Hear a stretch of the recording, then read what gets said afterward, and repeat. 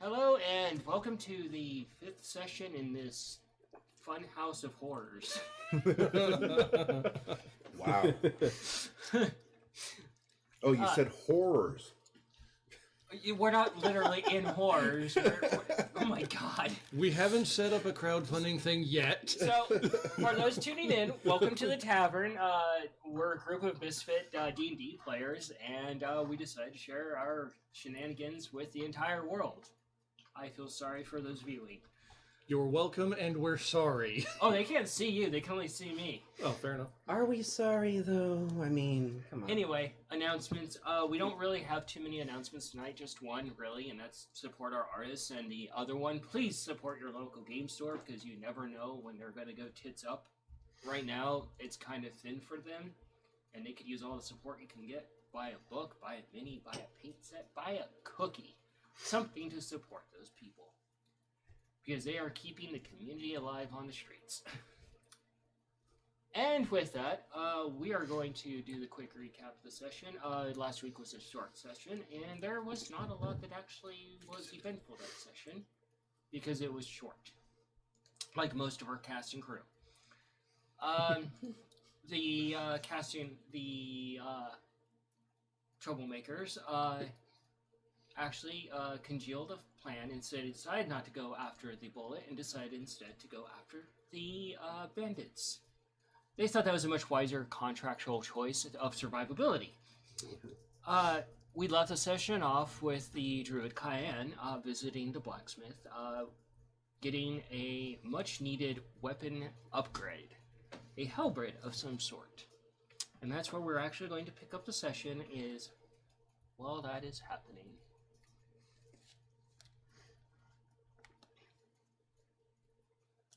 All right.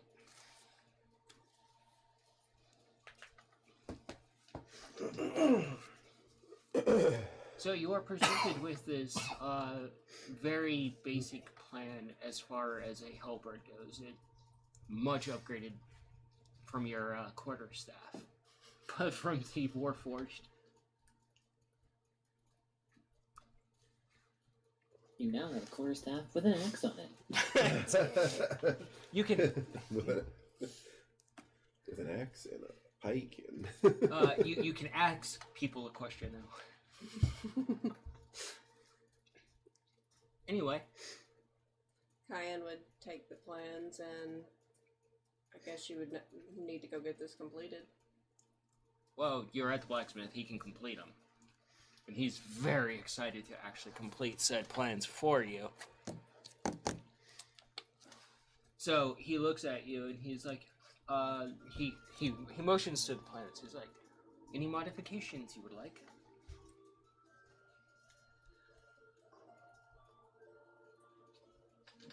Well, I was hoping to do something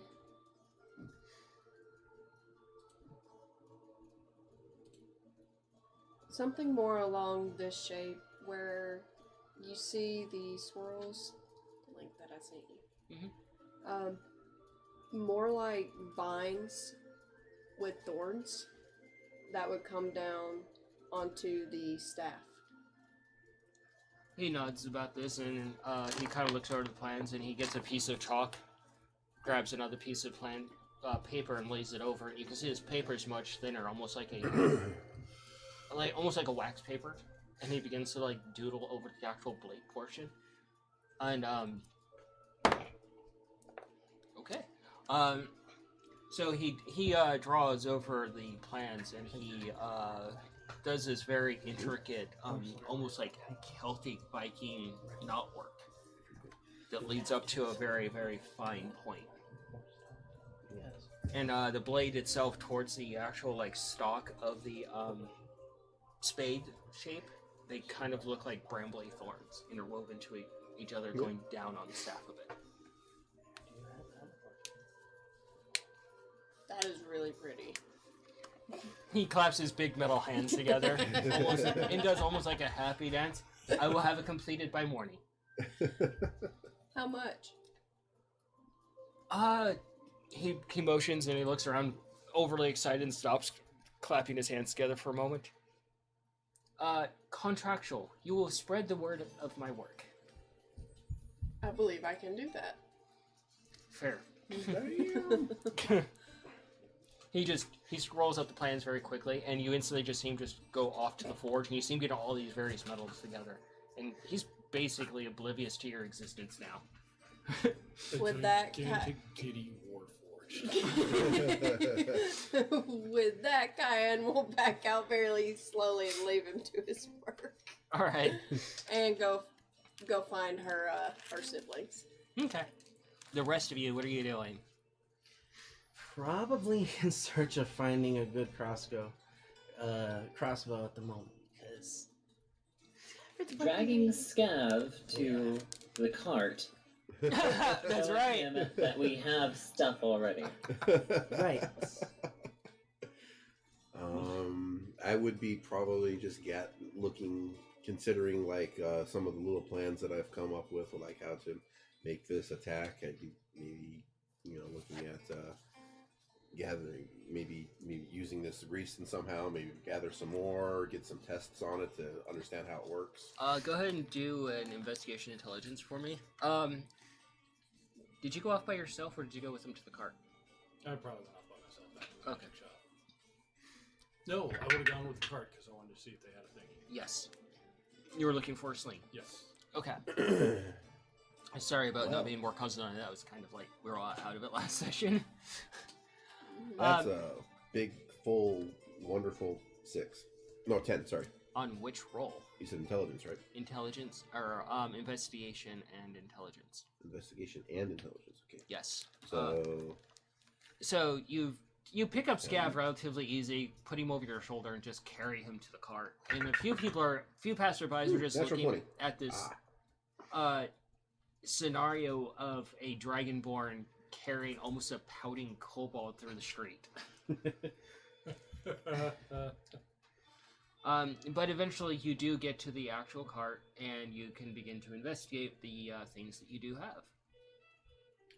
Start So a rummaging. 10 on investigation and a natural 20 on intelligence. Okay. You do some investigation on the grease, and you end up smearing it all over yourself, and you quickly panic because you know how flammable it is. And you decide to take a quick bath, and then while you're soaking in the bath, you realize, maybe I should go to the Tinker's Guild and ask more questions about this. Okay. Alright, back to the cart. 13 investigation for the cart. Alright.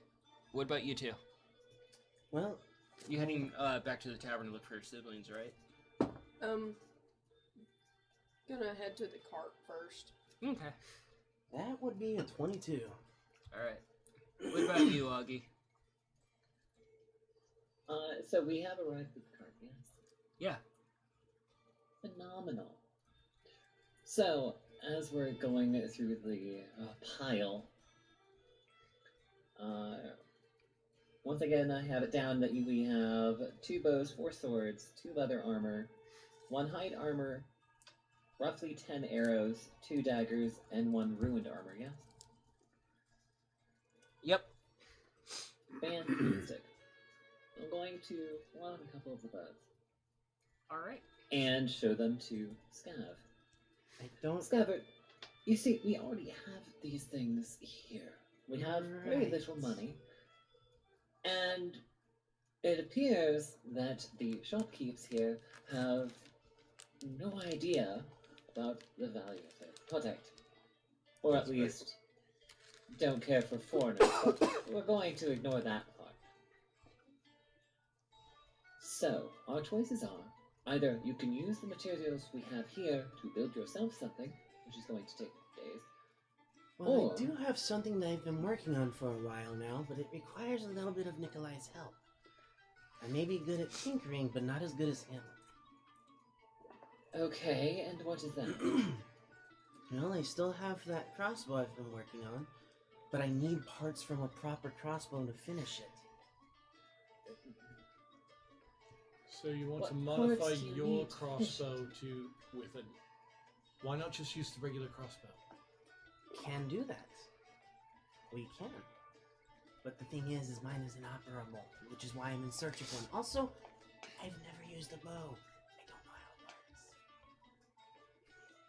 it You look over as you guys are talking back and forth in the stall section, and you see the gnome standing there, very perplexed at that statement. Like, the ranger's more useless than the stick laying there. I begin to search the cart for a helmet. Tired of your brother getting hit in the head or something? Yeah. You seriously don't have proficiency in the freaking bow? Oh no, I do. It's just Gabbard's never used one before. So the gnome has their arm full of a bundle of things, and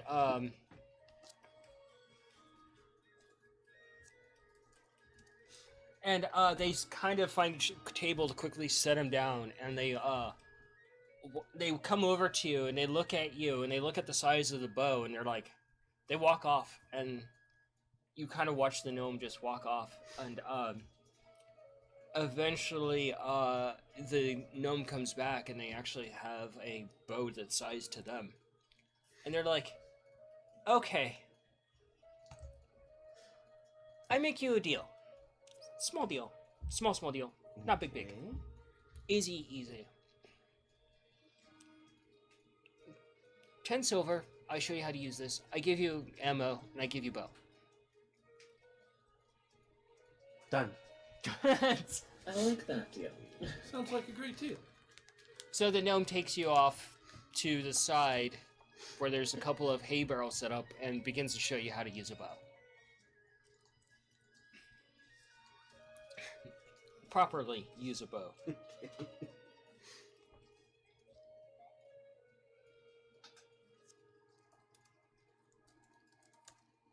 So, with Scav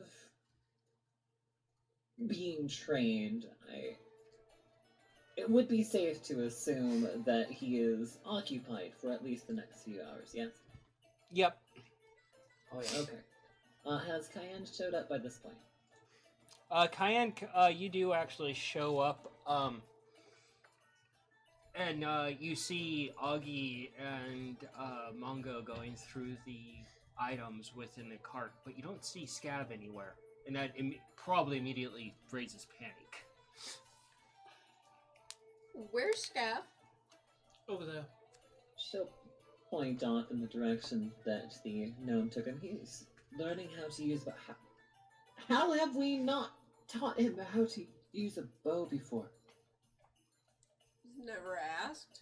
We were always busy throughout the day doing our own Fair, thing. but wasn't he a rat catcher or no?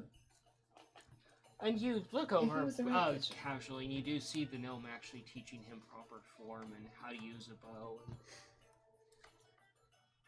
I am glad that she's teaching him. Rather than finding someone else in this city who wants to swindle you out of every last coin in your pocket. True. 10 silver, he gets the bow, the arrows, and he gets taught properly. So I was perfectly fine with that. Yes, that's more than fair. Are you sure you want to use Anyhow, that bow? while he's training, shall we go to the guards and see what, if any, other information they have on bandits? I don't think they 30 had arrows. much. Actually, no, we did that. We did that last session. Yeah. Didn't we?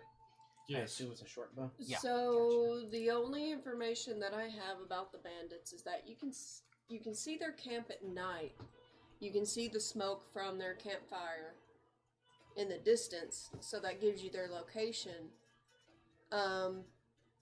When I went to speak with the druids that were in the enclave, the only information that I got was not really about their numbers, but that the area seemed unnatural, Oh, good. and that nature doesn't want anything to do with that area. And she said the more chaos that is brought upon that area, the better, and to deal with this problem quickly. Can we read the contract again? Are we getting extra hazard pay for this? Oh, you wish there was hazard pay. That was all the silver. that I got. What's hazard pay? Extra pay for hazardous tasks. What, like beating a hammer on an anvil and missing? I would assume that you don't miss. I don't. But what you're saying is I should get paid for the eventuality or the possibility that I might miss. Well, in a situation such as that, I'm not entirely sure that would kind of come into it. But when we're facing down a bunch of people that might then want to dealing kill with hot us, coals and hot metals. Do I get hazard pay for that? sure. Nikolai. Yes. What are you doing? Well, after getting cleaned up, getting the grease off of me, yes, I will probably go over to speak with. I don't remember his name. What's his name? The Oh, no. master that recruited me. Oh no, names. Yeah, well, I wrote it down. I just don't remember his name. What are even notes? I was thinking Osiris. Osiris? Osiris is dead.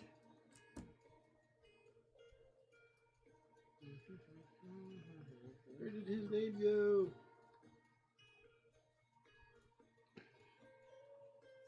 He Anyway. has so many notes. Anyways, yeah, I'm gonna go over to the guild master that recruited me and see what he can tell me or help me figure out about this stuff, given my thoughts and ideas of how I'm going to use it.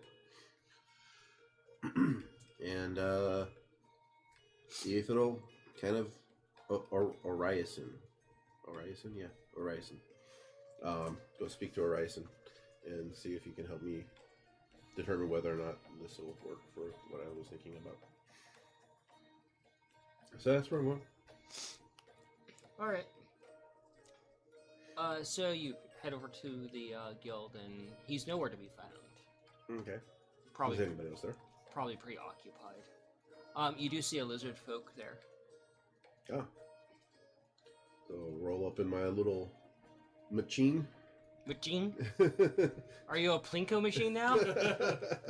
As many coins as you spend, probably. Tap him on the shoulder. How the And fuck say do you hi. tap him on the shoulder? It has arms. Tap him on the kneecap? They kind of look at you as you tap them on the leg and just kind of like, and they just kind of look down curiously and just, all these bones are jangling and moving around as they look at you through like a skull, and they're just like, Hi. and they just reach down and they use both hands to just pick you up and look at you. And, are you lost? No, I was looking for. I can't even remember his name. Insert name here. Insert name here. Yes.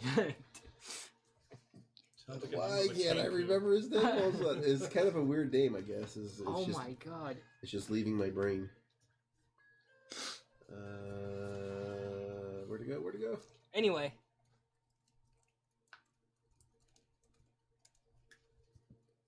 So they're like, they just acknowledge you, and they're like, oh, they're away on business. Ah. What do you need assistance with? Well, reach down into my little storage spot. This grease, I plan to use it to start fires. They use a claw and open your hatch very carefully, reach in and grab the tiny little container, The thimble. essentially. That's small. And they're just kind of like, huh. They set you down and they dab their finger in it, examining what it is. Yeah. Ultimately, I want to turn this into like some type of like to like squirt this stuff with fire out of this machine. But I think that'll take a while. But I just want to understand the properties, make sure I can maybe use it for what I was wanting to use it for. Probably tomorrow. They close your lid after handing it back to you, tuck you under the arm, and they walk down the hall. Okay. What's your name? Zill. Zill. I'm Nikolai. Nikolai. Yes. Is your family delicious? Asking for a friend. You know what? I've had plenty of problems with people trying to eat me. I don't need you to eat me. I'm civilized. I won't eat you, like I said, asking for a friend. Then you can tell your friend no.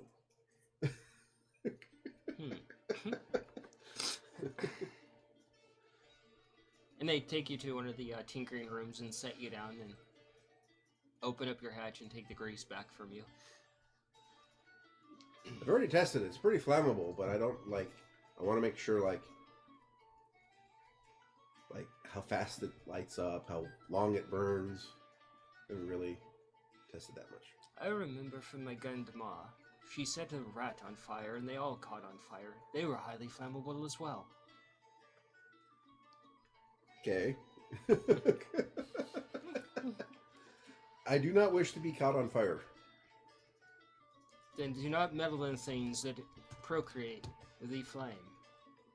However, I will assist you in making a flamethrower, as the gnomes call it. Flamethrower. I can already do that with this like great fire thing. Oh, a parlor trick. Oh yeah. But I'm thinking maybe this grease will like lay down and like maybe burn longer.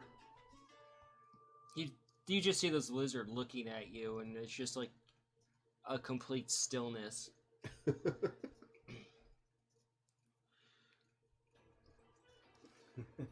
And they just kind of move a little bit, and they just kind of motion, and they're like, "May I see your plans?" Yes. Pull out what's a big piece of paper to me. They just reach down and rudimentary. They set down the plans and put like little thumbtacks in it into the table. Hop out of the machine, and They sit so down, what are you thinking? They set down another parchment and they begin to tinker a little bit, and they create like almost like a cylindrical device that hooks up to the tube, and it pulls in the oil and mixes it so it thins out and it can be actually sprayed. Ah. And then there's like a little tea light lamp, you know, like older flamethrowers used to have. Yeah. To light it. They're like, if we work the night, I'm sure we can make this. Because I'm intrigued to hear your adventure of being a flame in the following days. Yes. Thank you. No, that is not okay. And they begin to just kind of help you work on it. And this lizard just, at times, seems like almost like a statue when they stop and think about something. And Yeah. they're working on basically helping you guide your hand. Cool. But there's an oddness about dealing with the lizard folk. Whereas you're like, I want to use these components that are provided and work trade for. They're like, let's use bone and sinew and leather. I admire your craft, sir. But let's use this instead. They just eventually look at you and they're like, it is your invention. I shall follow your lead. Thank you. Thank you for your assistance. It's so nice to have people helping me instead of holding me back. I just want to hear the bardic tales of your glorious flame and your screams. It ends to a wonderful mean. Yes. Back to the rest of the group. Hey, Nikolai's gonna have more fire. Oh shit! Oh, man. Soccer, Oh. anyone? A flaming soccer ball, yes. That's a terrifying thought. Anyway, back to you guys. You do actually, Augie, find a way to take some of the more destroyed leather armor and craft it into an actual helmet for Scav. Fantastic. I'm going to do so. Okay. Roll a blacksmithing check. So sleight of hand. Yeah. The rest of you, what are you up to? Yeah, that didn't come out so well. Oh, did you roll like Tom? I rolled an 8. So yes. I rolled under 10, so yes, I rolled like Tom. Yikes. You kind of make a rudimentary helmet, and when Scav comes back over from learning how to put a bow to actual use, you put it on his head, and it kind of slides off to the side a little bit. No. That's pretty on brand. Let's be fair. The horns are keeping it more or less in place. Take it off. Look at it. You need to do it better. No, that's just I'll rude. just yank on one of the straps, tighten it into place. There, Can I it's help her better. with my leather working? Actually? Yeah, go ahead. So let me teach you a couple things. She put Actually, a lot of effort into that. I know, You just tell her to I do know. it better. So. she's a really good smith, but there's certain craft when it comes to leather working. Let me show you. She would have some experience in leather working. She has to pad armor. So, you want her? Sleight of hand. Okay. Or survival in your case. Survival. No, sleight of hand, but. Not much better. That's an 11. 11? Was better than an You 8. put it back on your head and you're like trying to adjust it, and you just immediately feel the tightening of straps and it's stuck in place. It looks like one of the old timely leather football helmets, essentially. Oh, God. Yeah, I know what you're talking about. Yeah. All right. Hell, rugby still uses those helmets. Rugby uses protection? Yes. Sometimes. Unto popular belief, they actually do have some protection. What are you doing, Cayenne? As you're watching this play out in front of you. Basically going through supplies I had in the cart, getting some of my herbs and some of the berries I had in there. Alright. What are you doing, Mongo? Looking through, seeing if I can find a sling. You do find a long piece of leather that's adequate for it. It'll work enough. Yeah. That'll do.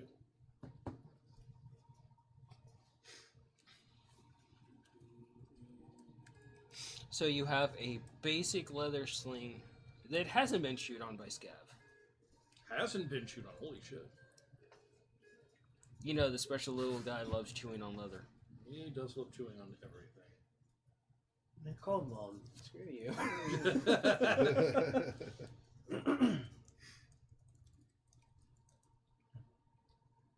All right.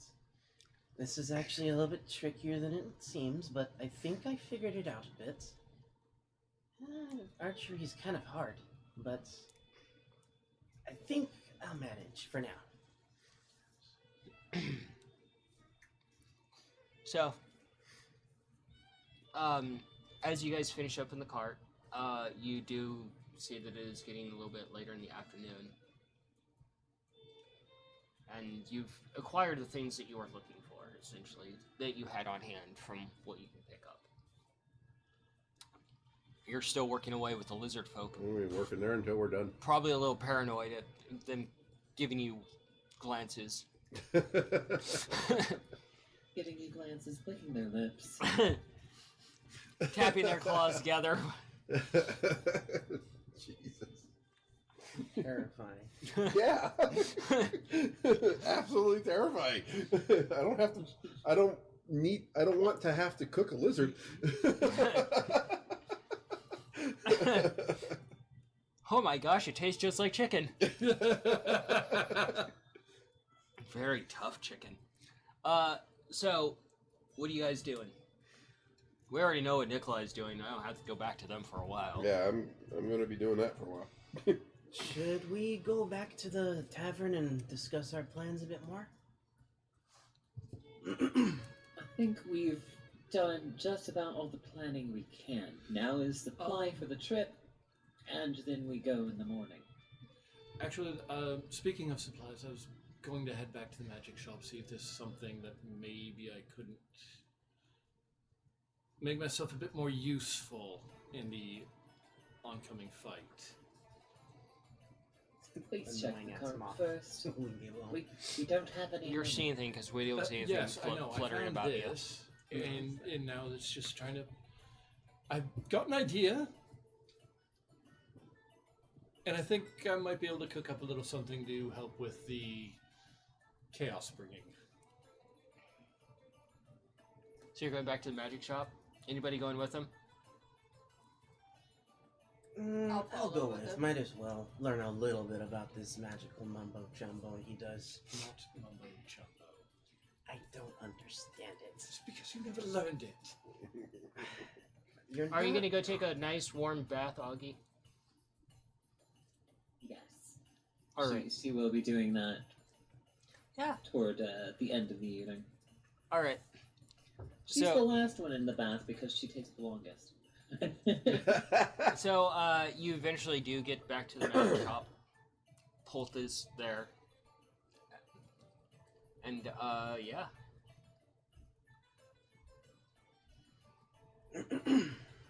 Oh my god! I just heard that those little rogue fellows that run around always love stealing from bars. Because apparently they have just the best loot. Pult just cracks a smile. Oh, what have I done? You hear this too, Cayenne. Why are we still here? Just to suffer. Pult just kind of looks over. What brings you back? Well, one, I owe you an apology about the other day. We kind of got a little carried away, and it's your shop, not our home. And I just wanted to apologize about that. Correct. And then I was also wondering if maybe you had a few things to, I don't know, mix together. They look around a little bit. They look over to the far corner, and there's like a small sign there that says ingredients. That'd probably do it.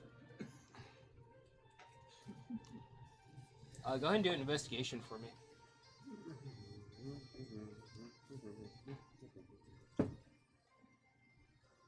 18.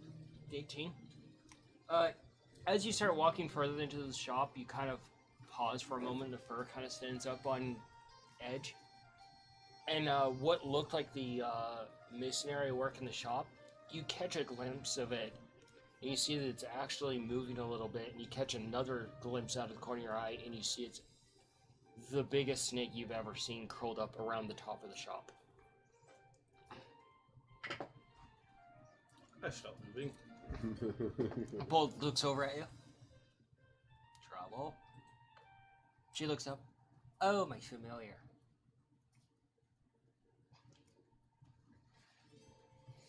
I'm sorry, what? What? Never seen one? Never seen a snake that fucking big before, no. Well, when we last adventured, you ate a hippo.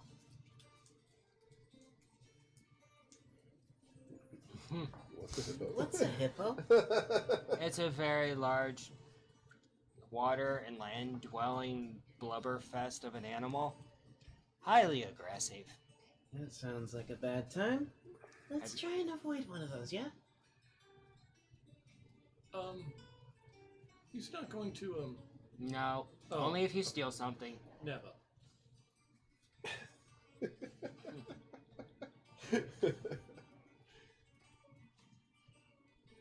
You can carry on.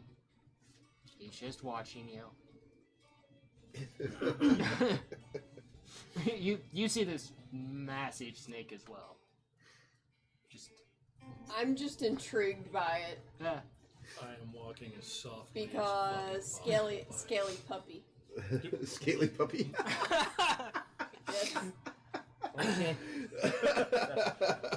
Never heard that Alrighty before, then. but okay. yeah, this is just like the biggest anaconda you've ever seen. She's got an Anacon familiar. Kayan, basically in almost like an entranced state, is going to very cautiously, in a non-threatening way, try to reach her at least finger out toward its nose. Yeah, you kind of reach up towards the ceiling, and the long tongue comes out and just licks along your finger and your entire forearm.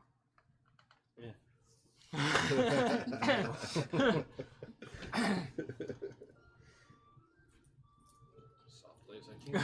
Away, go back to the ingredients. I'll give some of like the jerky I had in my bag to the anaconda and just follow Mongo. Yeah, its tongue is almost like a hand as it comes out and it wraps around the jerky and just swallows it. Probably just gonna be in the entrance area, just looking around. Yeah, you saw this whole interaction as well. That's the biggest damn snake you've ever even seen. You've seen small ones in the sewers, but nothing like this. That's a big snake. That snake wouldn't hurt you unless you pissed him off. Promise. Yeah, definitely want to avoid pissing off the big, scaly puppy. Paul chuckles. His name is Senya. Oh, I get it. That's kind of funny, actually.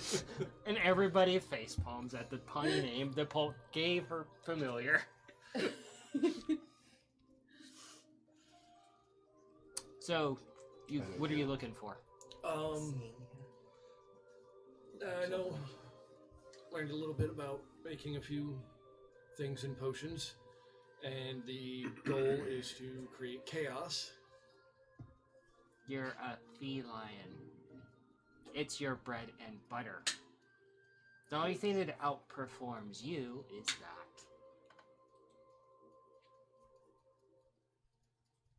100% agree. I hear nobody arguing.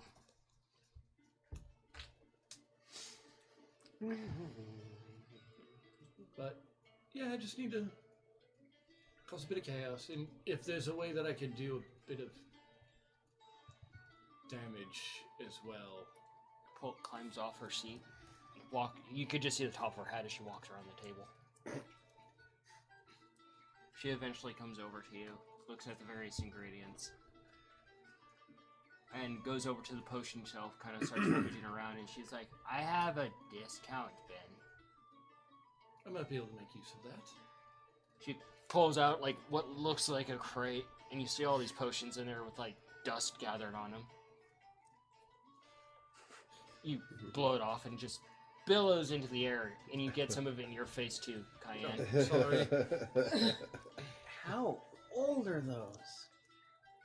They've been around. She picks one up, and you can see the liquid in it's kind of separated, and you can see like little sparks in it, almost like little embers. This is a firebomb potion. I'm sorry, the liquid on a potion has separated? Is that what I'm understanding? Yes! It Yes. sounds like it's probably not stable anymore. Don't shake it up to mix it. She holds it out to you, and as you take it into your paws, you can feel it slightly shaking with its unstableness. I would be careful of that. Yes. It's just we have a bit of a brawl. Throw it in a general direction, smile, and hope something good happens. Just Don't smell. Probably not good for health. we'll keep that in mind. Alrighty. She picks up another potion. You can see like little frost crystals. She hands it to you, and you already have one potion in your paws, and she hands you another one. Now you have two in your hand, and don't touch them together. And you can feel the cold coming out of that one. So one's a little sparking, the other one's kind of chilly. Yes, icy hot. Don't apply to genitals. God.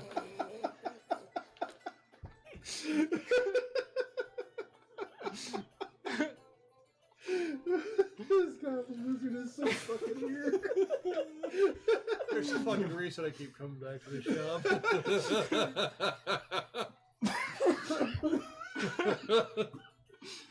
Anyway, To make a fire so cold it burns. find out Another throw, smile, and hope for the best. for nobody's pleasure.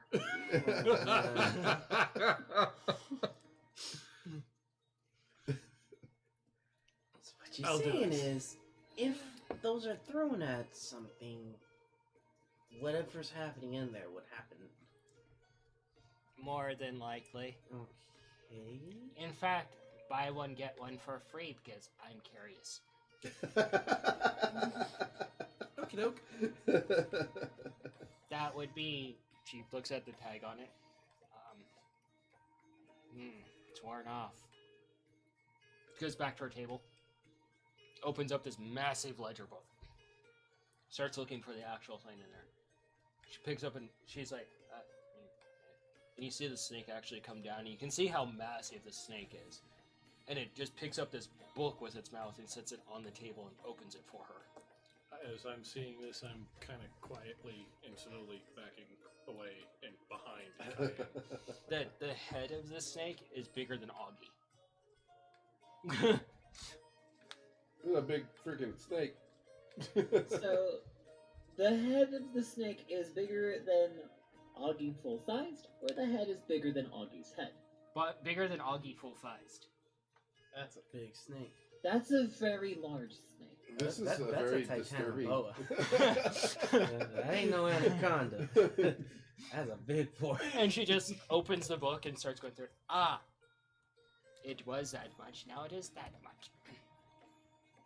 That would be 10 gold pieces total. Okay. Sounds like a good deal. Please tell me what happens. Remember, no apply to genitals. Yeah, of course not. Bad idea. And she just snaps her fingers, and you feel something jangle, and she's already collected and broken the coin. Fair enough. Now, the only currency that I have on me is from hometown, so that's... It's already been converted. Oh, okay. You kind of look in your like little pouch on the side, and you can see that one of the coins has been broken into like this currency. Oh. How much do I deduct from mine? Math, buddy. It was 10 gold in their currency. Oh. So that'd be Which is one one for of ours. One of our. Yeah. So, the big puppy you love. Hey, you guys head out This from is a Polt. terrifyingly huge thing. You head out from Polt, and yeah, Keep one on one side, one on the other. yeah. Being very careful and very aware of my surroundings. Are you guys heading back to the tavern or anywhere else? Tavern. Okay. Tavern. Tavern. You get back to the tavern. And it's fairly, quiet right now during the day. And you head in. Are you getting food or just going to your room? I'm working. I know you're working. It doesn't matter what you say. I'm gonna eat something. Yeah. Same. Okay. Augie is eating. You take up your usual table. The waitress comes over. We're gonna go put the new acquisitions up in the room, just in case. Okay. Just a note. You might want to put a note on them because of a certain chaotic mouse might combine them. To find out what happens. What's this? Yeah, I'm gonna hide them. Okay. Do a stealth check for me. That makes sense. to me. Wow, don't trust me, huh? Nope. 9. 9. You throw one blanket over. Good enough. That sounds pretty on brand for me. And you start walking out of the room. You come back and you throw a pillow over him. You're like, I shouldn't have done that. You go over and you check really quickly. Okay, cool. Whew. But you head back downstairs. And you get to the table, and food's already on its way. Table is yours, guys. And you didn't see Nikolai in the room at all. Where'd you go? Oh, I just put the new things up in the room, just to be on the safe side. Okay. Where'd you put them so I don't accidentally bump them? Don't tell me. It's fine. I also don't want you messing with them. I ain't gonna touch that. That's scary. Hey, Augie. Do a wisdom for me. Or an intelligence. One of the two. You pick. Based on their conversation, or Yeah. Wait, no, Mongo went upstairs. I'm still at the table. Yeah, he just came back down and they're talking now. Mhm. Okay, Yeah, Sorry. they're talking to each lost other. the at the time a table. little bit. Yep, you're good. A 13. 13. Not terrible. You're taking a bite of a large meaty drumstick, and you realize that Mongo might have left Nikolai upstairs alone with those 2 potions. So, Mongo, were you Yeah. planning on bringing the mouse back downstairs with you? I thought it was in the guild working. No, he came back with us. Right. No, he went to the guild shop. No. Sorry, brain. Yeah, I didn't see him up there. So those dangerous chemicals that you have stored away, you're just going to let those sit when Nikolai could eventually come back, when Scav could eventually find them as well. Wow. Knowing the chaos that you two bring, not wrong. Well, neither of them Chaos are up there right reigns. now. Okay. That doesn't mean that you'll be watching them all the time. Why did you at least put them away safely? Of course. How safely? I'm actually a little insulted that you would say this. You know how safely I You can- know How our brothers well? as well as I do. As soon True. as they find something new, they want to find out what it does. And that usually means a bad time for all of us. Wow. Jeez. I love the fact that you guys are so bound as a family. You know each other's fucking chaos. So, Now, I'm just saying, be a little more cautious than you normally would. You don't know what these chemicals are going to do because who knows when the last time they were made was. I don't know what they're going to do because I don't bother with that stuff. I don't In But know. they theory, will find one's out going to what they cause do. some fire, so I don't use that one when Cayenne's around. The other one should cause some cold thing to happen. And I try It's not to not use what that it one when does. you're around. Should. Should, Now you said you put them in a safe place. obviously. Are we talking like safe, or you're safe? Like, there's a difference. Come on. You know. Yes, I know you like to rummage around and use other people's things without them. That's Knowing Nikolai. about it. Not... No, yo, you do I- the same thing. You okay. tried to alter Augie's hammer. To be fair, that was actually Nikolai's idea. And Wow. you still did it. Wow. We made it better. Wow. No, you didn't. You broke my old You hammer. broke it and put a pink bow on it. How's that better? She ended up with a better one. The betrayal. The betrayal. The fact that I got a new one does not mean that you fixed my old one. It Should we- means that I got a new hammer because you fixed my old one. And it all Yeah, worked out. Or you broke my old one.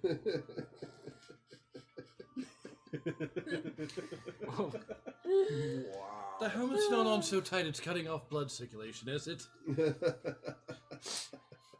Forgot I was You wearing a said that helmet. you wanted a helmet on him. I made two. We don't have the right materials to make one for him right now. Oh boy.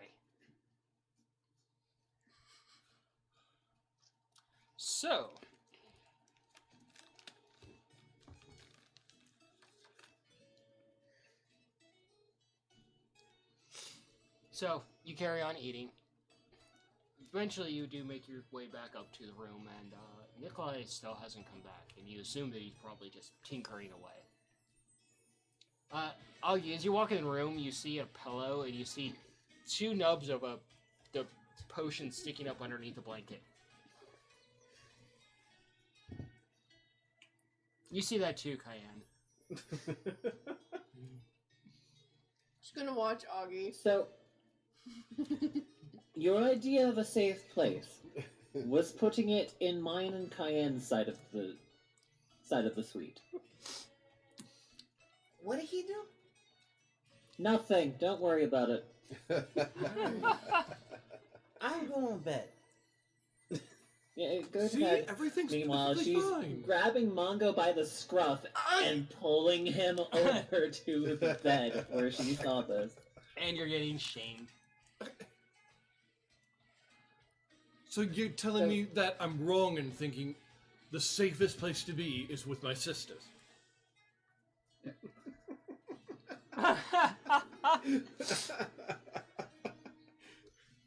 Putting a spin on it there, buddy. Oh, big time. I hate that I agree with your thought process. Is that in character or to me? Yes. No, that's in character. That's in character. Mongo,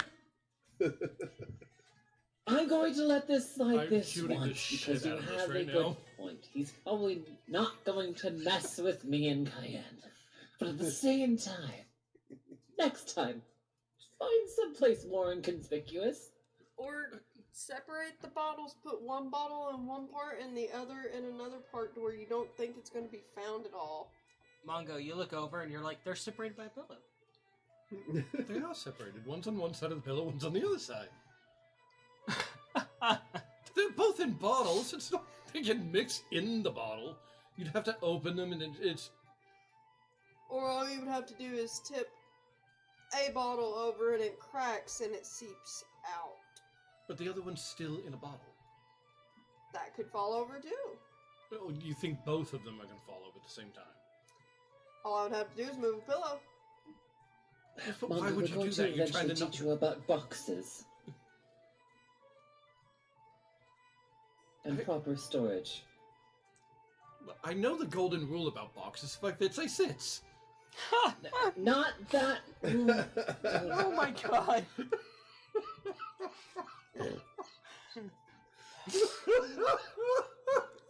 Jesus Christ. I'm gonna take a nap on that Oh, one. Wow. I'm playing a cat. I figured that's the golden rule of boxes. Not So wrong, Anya's but going not to right. shove the bottles underneath her pillow. And then she's gonna go take a bath.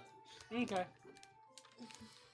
So as the night draws to a close, Nikolai, you work throughout the night with the lizard folk. Okay. Eventually, a gnome stops in and gives some advice. Sweet. What's this gnome's name? You don't catch their name. They stop in briefly. They Very briefly. Yeah. make a bunch of gnomish chatter about something arguing with the lizard folk. About the only word you catch is efficiency and explosion. Oh, that's... Sounds good. But the morning comes. You guys wake up in your respective beds. Augie, you've opted to keep the cold potion in your bed because it keeps it nice and cool.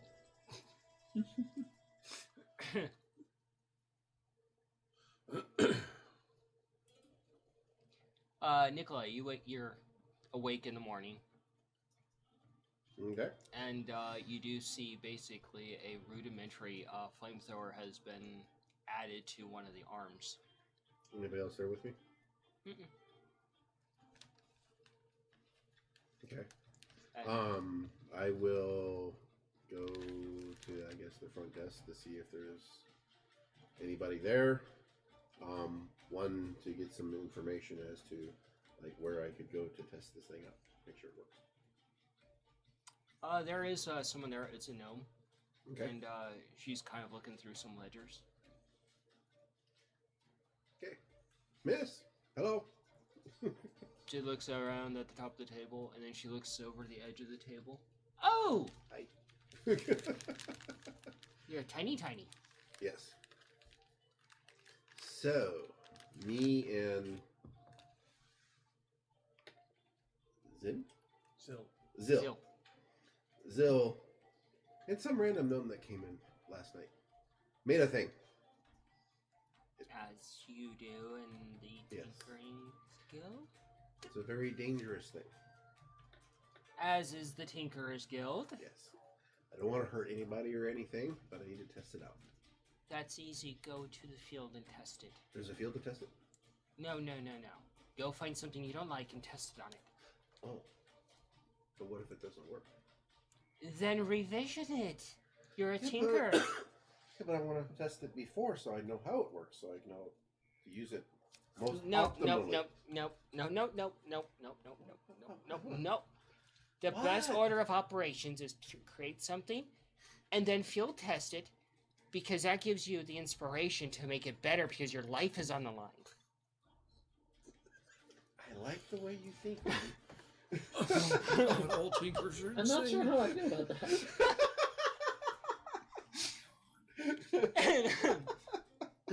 All right then. If it fails, you make revision 2, and you learn from your mistakes if you're still alive. Okay. I learned that from a kobold. It kind of works. Makes sense. It makes a lot of sense. Because, I mean, otherwise you're just going to be working on it until it's perfect forever. Yes. Okay. If you blow up from it, well, lesson learned. Hope you have a cleric nearby. I don't know any clerics. Ooh. Well, good luck. Out the door with you. Well, I gotta go get the thing. Okay. Thank you. That's 5 silver. Or... Your dues for using things. Oh. I got 1 piece of silver on me. Okay. She opens up the ledger and she adds your name to it. 1 to 5 silver. Well, I was told that these are worth more here. She looks at it. Oh. Well, yeah, okay. She breaks it down. Okay, you can just put it on my ledger? And she adds it there. Okay. Cool. Have a good day. Thank Let you, me know too. how it goes. So, like, costs like 5 silver a day to, like, use stuff here? Yeah, it depends on what you use. I figure you probably made something like it's about 5 silver. There's grease and oil and stuff. Yeah, seems Hmm. fair. Random parts. Yep. Right. We don't keep a running tab on like absolute prices. You can't put a price on creativity until it blows something up. But then the price isn't on the creativity, the price is on the mess. No, it's on the patented device. Have you ever seen a whirly magic machine go through a city? Go through a city? Yeah, not a good thing. You have to pay property damages then. I would imagine so. Big oops. Don't do big oops. So, you gather your thing. Yep. You guys are having breakfast. And eventually you hear the familiar whirling sounds of something bump into the door, and you see Nikolai rolling. Reach down, pick him up. On the table. And you see that the arm on this side has now like a counterweight, and you see that this arm's been modified with some contraption you've never seen. What did you do this time? Don't touch. It's dangerous. Nudge it away. Well, it's a good thing you brought it in here with the rest of everyone. Well, if you don't touch it, it's fine. In the entire tavern. If you don't touch it, it's fine. I'm What going if to you guess accidentally it. bump into somebody? I'm going to guess it shoots something that I don't like that will warrant a kick. Or multiple. Well, you see, what it's supposed to do is it's supposed to like spray this sheet of fire. Yeah, Supposed you to? can stay your ass over there. If you come even remotely close to me with it, It's turned off. It has a safety. off or on. It Come has- What remotely do you close mean to it me has with a it, safety? I'm kicking you. It means it can't go off unless I deliberately intended to set it off. That You- might not Nikolai, be the smartest thing to do. You look over sister. and you see a big red button inside your contraption that wasn't there before that says "Burn." And you look Who put that there? and you look over at the actual arm and it says, "In case of emergency, yank this tube." Can we back up to the word supposed to? Well, As in allegedly, well, possibly, potentially, we'll do There- the thing that you designed it to do. Brother, let him There, speak. there is no facilities to test it, so I have to take it out in the field to test it. You have fun with that. I'll be here. I'll Yeah, just It's take some called more a water. hay bale in an alleyway. Cayenne, you can actually go to the blacksmith. About this time, the sun's up and they're probably open. I'm gonna finish my breakfast and then head back to the blacksmith then. Anybody What's for going breakfast, with? guys? Anybody going with? I'll go with And Kyan. where? Cayenne's going to the blacksmith. I may as well go say hi to Crumb. All right. So as you three eat breakfast, Wait. Hmm. Before we go, should we take the new things with? Because that means the three of us are leaving those two with them. What are you talking about? Nothing. What's he talking about? Nothing Nothing. you Yes, need to know then about. go get your things. What? Be right back. That's all. Scamper off. you hear a little spear hit the ground behind you and start. Oh, I was Chase just after going to top off the table and follow. Oh, yeah. What'd you get? Use it for later, Okay. not for now. Okay. What'd you get? You follow him upstairs, Yeah. and eventually to the room, and Pull them out. One on one side, one on the other. yeah, you see him taking very careful to keep them separated. What are they, brother? Remember how we're gonna go start some trouble? Yeah. You should help with that. What do they do?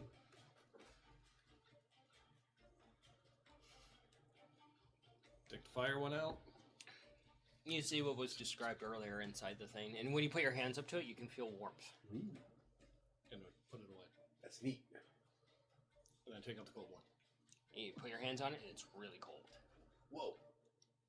That's cool. Very. Literally. Almost described as like winter in a bottle.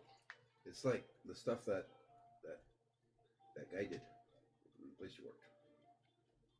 Somewhat. Mix chemicals and stuff together. So, since they're upstairs,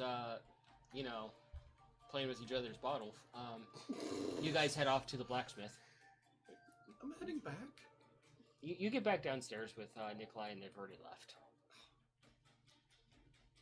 Did Scav go with, or is he still there? No. I'm sorry. Yeah, you see him just still sitting there, just he's chewing on a bone or something, as kobolds do. More or less. Boys. Actually, I think I'm gonna pull out my tinkering kit. Okay. I'm gonna try and make something with some of the ball bearings that I have, Okay. and I'm gonna see if I can't figure out a way to put like little barbs and stuff. Okay. You get back to the blacksmith, and you hear nothing but odd silence from the blacksmith. The door is open. Makes him walking. It's usually never quiet. What You is have a this? pound on the door frame. And you hear from inside, I know. "Oh, yes, come in."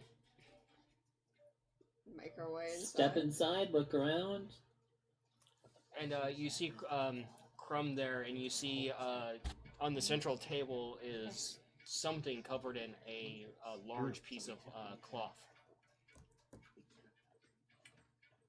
Crumb. Cayenne, I have finished the work. Oh, The process has been completed. Make my way over. And he motions for you to unveil it. I'll take the cloth off of it. As you roll the cloth off, you see the long wooden pole, and it's almost like a jet black color with leather wrapping on it. But then you get to the actual blade head, and you can see the interwoven pattern done, but it's all in like a Damascus steel. Oh wow. And you just pick it up, and you're holding it, and you can see like there's an actual spike on the end as well. I got a sharp. I'm just gonna stand there admiring it. Yeah, it's very easy to wield for you. Thank you so much, Crumb. This is gorgeous. Please spread word of my glorious craftsmanship. Yes. Going to excitedly turn to Augie and show her. I have a sharp thing. Going to take my hammer, place the head on the floor, and just lean over on the haft of it. Yes, yes, I know. He's quite good at his work. He claps his hands together, excited.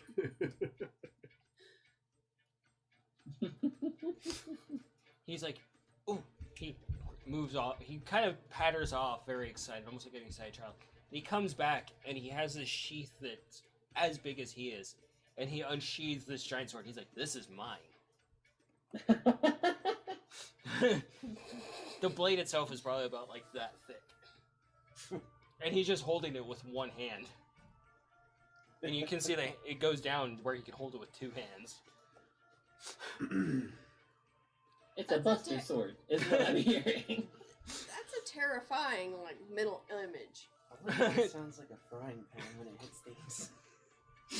Just this massive sword, and he just If it doesn't sheaths cut it. through the thing, the weight will just crush it. It doesn't sound like a frying pan. It sounds like a whole ass gong. It's both slashing and bludgeoning. Bludgeoning for smaller things, slashing for the really big things. It's multifunctional. You can use it as a actual Shield? no, not a shield, but a place to actually have dinner, a table. Oh, table. Jeez. You could use that as a bed. Like 18-inch wide blade. Crumb's massive. So, you gather your goods. You sign the contractual deal to basically spread the word of his work as payment. And you're free to leave. And he goes back to work on some minor things. Cayenne's just all excited and just admiring it. Ah.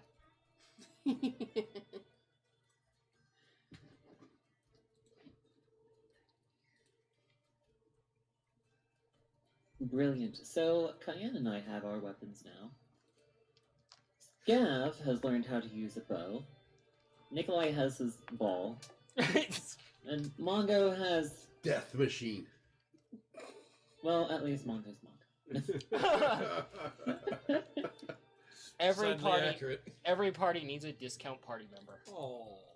Wow. Well, I mean, he's literally half off from a normal tabaxi.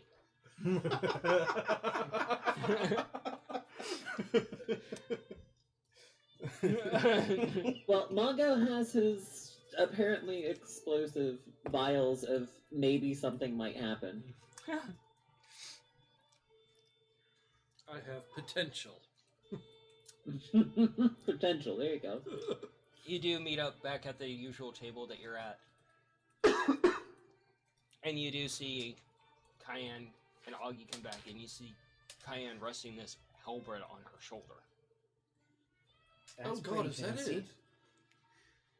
You This see looks this- fucking terrifying. You see this too. Whoa. It's got thorns and vines and pretty designs all over it. I got a sharp thing. Were You you scare me trying to rhyme sometimes. there? No. No. I was not.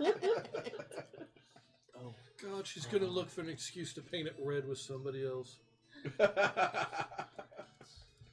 I see. See, chat picked up on that too.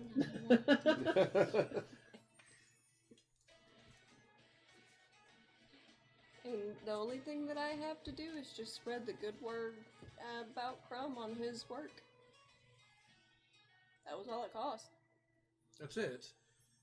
That's not a bad deal at all. But I figure upgrading my weapon from, a stick with a sharp thing on the end of it to something a lot more pointy when we finally deal with the bullet would be much more beneficial. Okay, I can see a point there. My hooves can only take so much. They can also make other people take so much.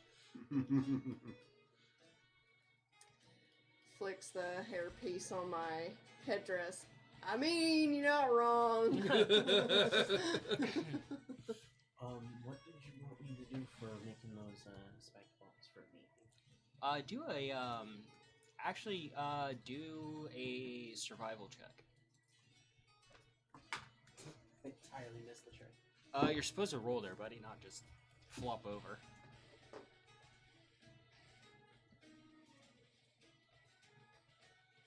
That would be a 19. A 19? Meanwhile, even though he does peek up from what he's doing, you see him taking out all these ball bearings, and he's, rolling them in, almost like the wax, and breaking off splinters of, pieces of sticks and sticking them in the wax, making them into, these little spiky wooden ball bearing wax-coated things. And now you're just trying to be mean to people. How many was I able to make, actually? Well, let's see. 8. 8. You know, if you use metal shaving, sorry. You're particularly proud of one that has little shards of glass sticking out of it. You know, if you use some rusty nails and shavings, you might be able to give them tetanus as well. I'm not that That's cruel. just rude. I'm diseased and dying. Oh, what a horrible world. I think the point is to make sure they're dead so they don't survive to see the tetanus.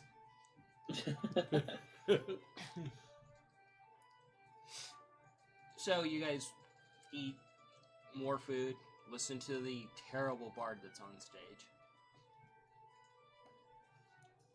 The bard is actually so bad that people are tossing a coin, but hey, I'll pay you to get off the stage.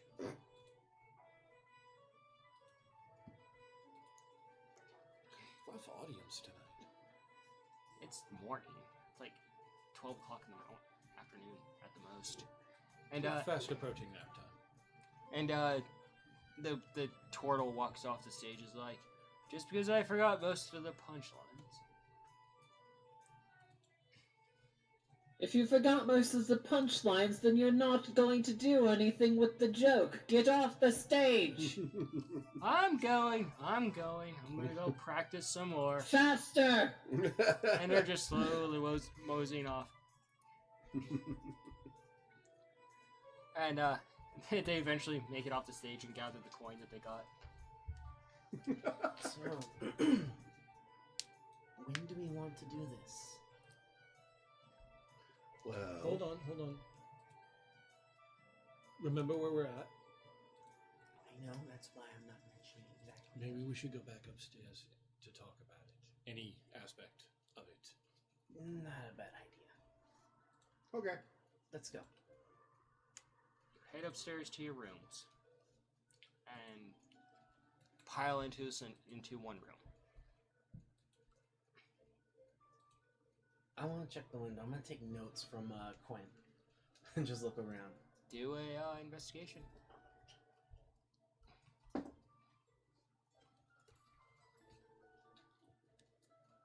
That's 18. 18. Yep, 18. You look around. You see Scav just scurrying around the room, checking other things. Checks into your robes. Hey! Checks into his bed. I'm just taking note of what Quinn and the rogue said. Neither one of them are under there. You don't find anything out of the abnormal. Okay. So, when are we gonna do this? Well, When you get a little less creepy, hopefully. Cayenne said something about we can see the smoke from the camp at night. Right. However, there's also that hag that wanders around at night too. Okay. So we want to do it about sunrise, where we can. Hopefully the hag is gone, but they still can see Well- the fire. That's the thing. What if the hag is in the bandit camp with them? We're fucked then. She did mention that area is very unnatural. Isn't that right, Cayenne? That's what she said? That might be it. Aren't hags like... You guys don't really know anything about hags. Well, Yeah. I mean, technically, you can still see a bit of the smoke from going during the day. It just would be harder to track. You can actually do a nature on that. You can too.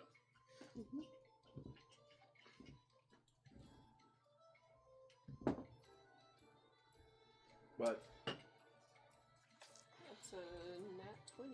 Oh shit! Damn. That's a 25. No, 25? 24. 24. As yet, there's a moment of silence and a lull in the conversation about, like, should we go in the morning, or when should we go at night? Should we just deal with the hag? You pipe up and you're like, well, you realize that you do have basically a ranger in the group, and that despite the visibility being lower, you can do it during the day, even in the afternoon. We could do this mid-afternoon. go now? Still a little early in the morning. We but... could It's afternoon. It's like Oh, it 12 is? o'clock. Okay. we could at least track to see how far the camp is from here, Like try to find it, like do the and then make plans accordingly. like investigate the area. Yeah. Kind of walk up. If it turns out they're all there, raring to go, then perhaps that would be a bad time. We could preemptively set up that boom powder, the fire powder, whatever, onto one of the ballista bolts. That require you What? taking the ballista with you, or a cart. I thought we were just going to check the place out right now. We can. But if it comes down to it, We could at least investigate the area from a safe distance so we get an idea of what we're up against. Yeah. yeah. Let's do that. So I thought we had originally planned that with Nikolai acting like a field mouse. Right. Oh yeah, we were going to disguise me. Make me look more like a field mouse. Or You're too large to a be forest mouse. rat. A forest rat. Yeah, so all we need to do is use like henna or use a type of herb and just make a temporary brown or black dye. What does it look like? I can probably find it pretty easy. You said something about henna? Yeah, henna. It's what Can you I see a actually lot of change his people fur color? use to That's paint mutation. like tattoo-looking designs on 'Cause their he's not skin. very big.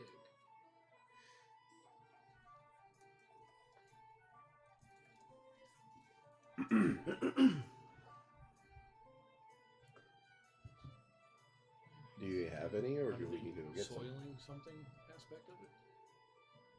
Yeah, should be able to. Go ahead and do an arcana for me. I don't have any some on me, but we can get some at any herb shop. Okay. Oh, streak holds true. That'd be a 7.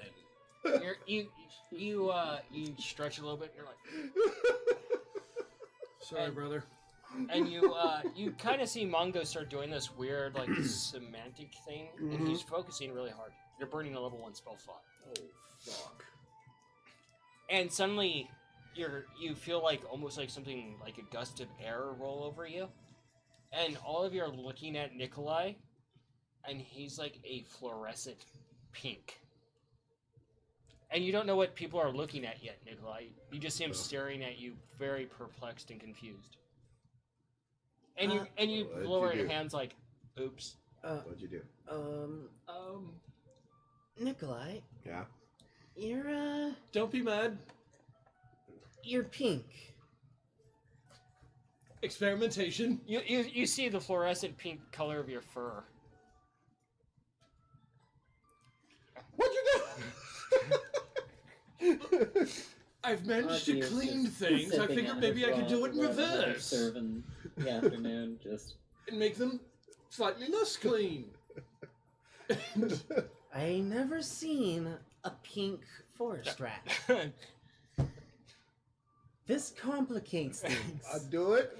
This complicates things a bit. It'll wear off. Like how long? Not that long. Like Be gone before you know it. this is weird. Why? I smell to see him if he smells like bubblegum.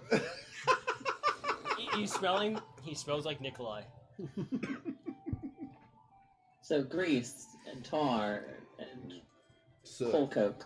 Yeah. Smells like pine tar and charcoal. Besides, when you're bald, nobody can really see you that well anyway. You're not bald. Your fur is fluorescent pink. Somebody dipped him in Pepto-Bismol. Well, we do have another What'd you option. do? I told you, because you know how when you get like really, really dirty and I do the Yeah. hand wavy thing and you're not dirty anymore. We'll do it again. I tried to undo it. Well, do And that I again. Miss slightly. And Well, do it again. try to clean him. Do an Arcana.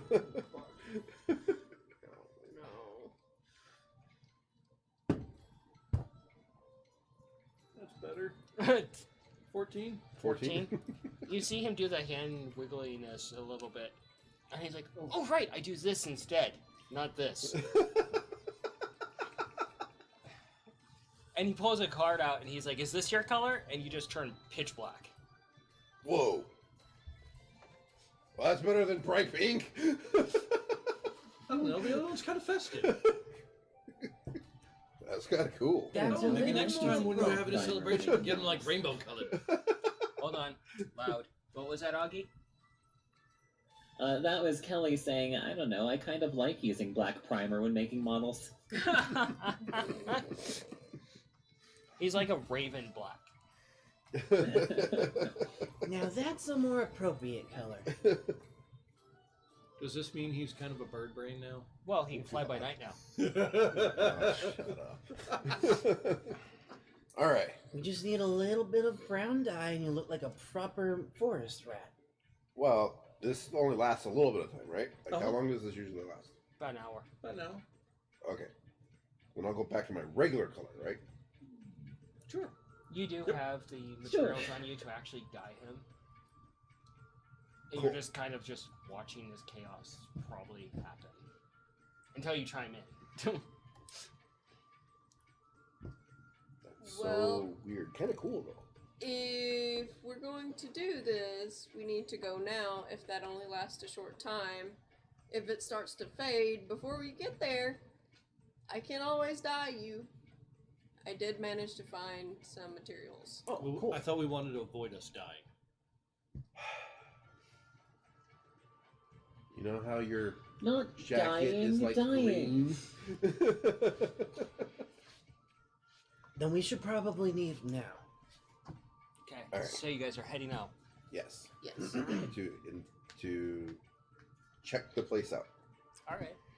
So, you head through the city, talking amongst yourselves, occasionally looking at the pitch black Nikolai.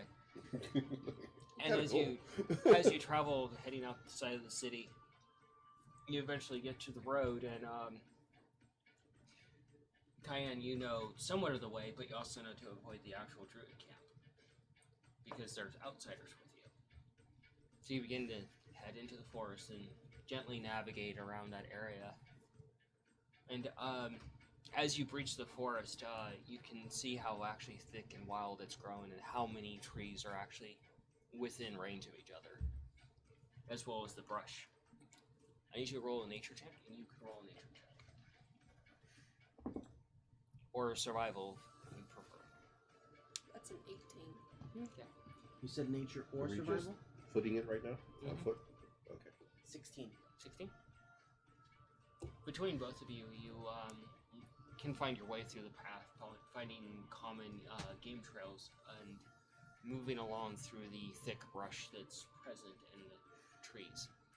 Augie probably decide to pick up Nikolai because going up and down over logs and stumps, you're kind of probably a little worried that he's going to set something off on his contraption. Yeah, they're gonna put Yeah. get the hands clasped together so it can be just carried. You carry him like a kettlebell. I'll just interlock the hands around one of the straps on my bag. Yeah, there you go. That'll work. And you work your way through the I'll forest. pop up and sit on top of your head. Got some horns for handlebars. You, Yeah, I was gonna say, after all, I do have handlebars. oh god. You do work your way through the forest. Yeah, I cheese. I cheese. The sounds of animals chittering and chattering, birds, doing their usual. And the sun just slowly creeps across the air as you work your way through the forest. Time passes, you get lost by it. Let's see. I don't know what to play. Fuck it.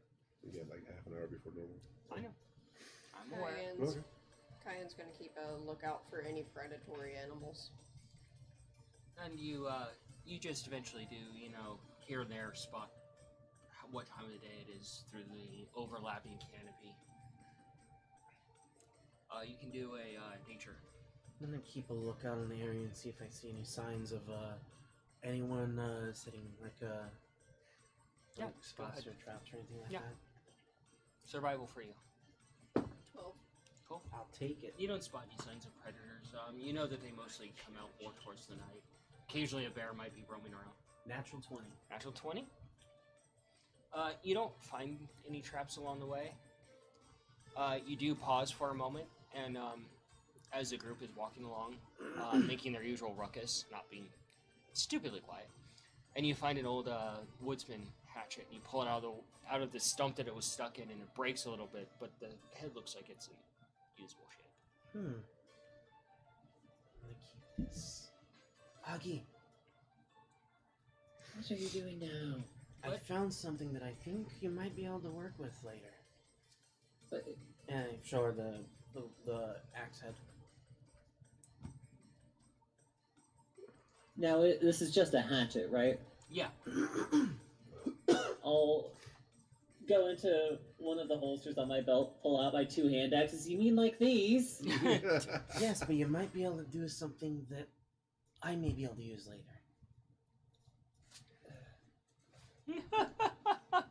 Just toss it on the cart. You didn't bring the cart. You're just... We're hoofing it right now. Oh yeah, Yeah. we're just exploring right now, right? I'll Yeah, keep it in my backpack. Cayenne, let me put something in your bags.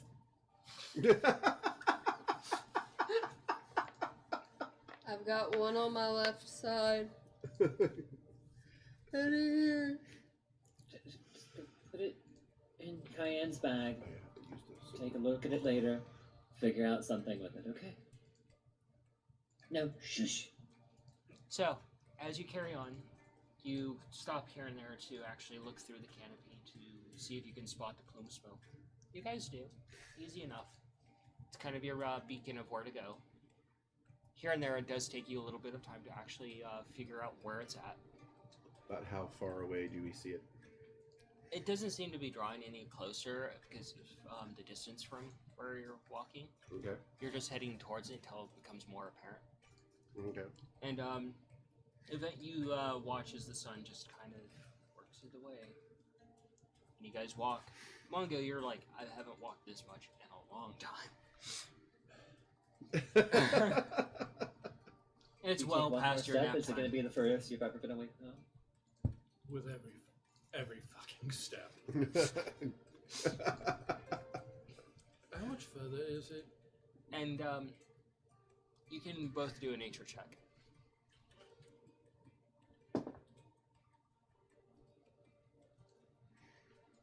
That's an 11. Okay. 19. 19. As you stop and listen to Mongo, you reach over Scab and close his face real quick, and you just kind of look to Cayenne. And You hear the rustling of your own equipment amongst your bodies, and you hear the rustling of trees and shrubbery. But along the background, there are no more animal sounds. That subtle white noise of the forest of animal sounds and activity has ceased at this point. We're not that quiet. Take a look around. Okay. Survival for both of you. Other natural 20. Fuck, man. Nice. You're gonna burn them all this early on. Watch him roll Seven one in again. combat. He's just gonna get nothing but ones when we hit combat and just cry himself to sleep as he's killing the party. Oh, what's that? An arrow to the back of Augie's thigh? No, even worse. Oh, what's that? An explosive ballista to the back of Augie's head? No, that'd be Mongo's luck. Oh. Oh god. If Oh, you my accidentally luck. get my character killed, I will never fucking forgive you. Hey, look. Oh, my luck, I'd probably blow myself. Hey, look, it's a mango on a pike Oh. that's burning. That's right. I don't think I brought my spear. No, you didn't bring the ballista. I didn't even bring the ballista. You guys tell the party to essentially stay quiet, and you do a circle around, moving out a little bit further. And you look for the signs of actual, like, feral activity, and you don't really pick up on any of it. It seems that nature has more or less started to pull away from this area as well. The foliage seems a bit thinner here. The trees seem ever so slightly thinner than what you've noticed.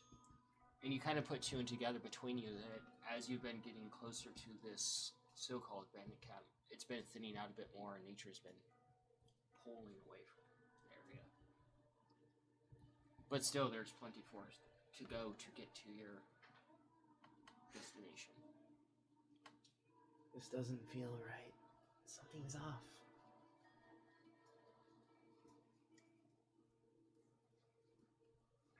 Does it seem like it's being thinned out because of activity, or like nature's like actually retreating? You wouldn't have any idea of that, but Okay. you two can do a further investigation off of that. You can do a religion, essentially. A druidic religion. You can do a survival. That's what Kyan's gonna do. She's gonna move a little bit ahead away from the group just to kind of get a feel for the area. 19. 19? 22. 22? Cool. Cayenne, you kind of move away from the group and you get down and you start feeling the soil. You kind of just run the leaves and the bits of debris through your hands, and you feel almost the essence of Mother Nature is pulling away from this area like it's some sort of blight. That she's trying to encroach on this area, but it's some sort of unseen battle going on between whatever is at the source of that fire and her. You kind of investigate a little bit, and you're like, there's something definitely wrong in that fucking direction.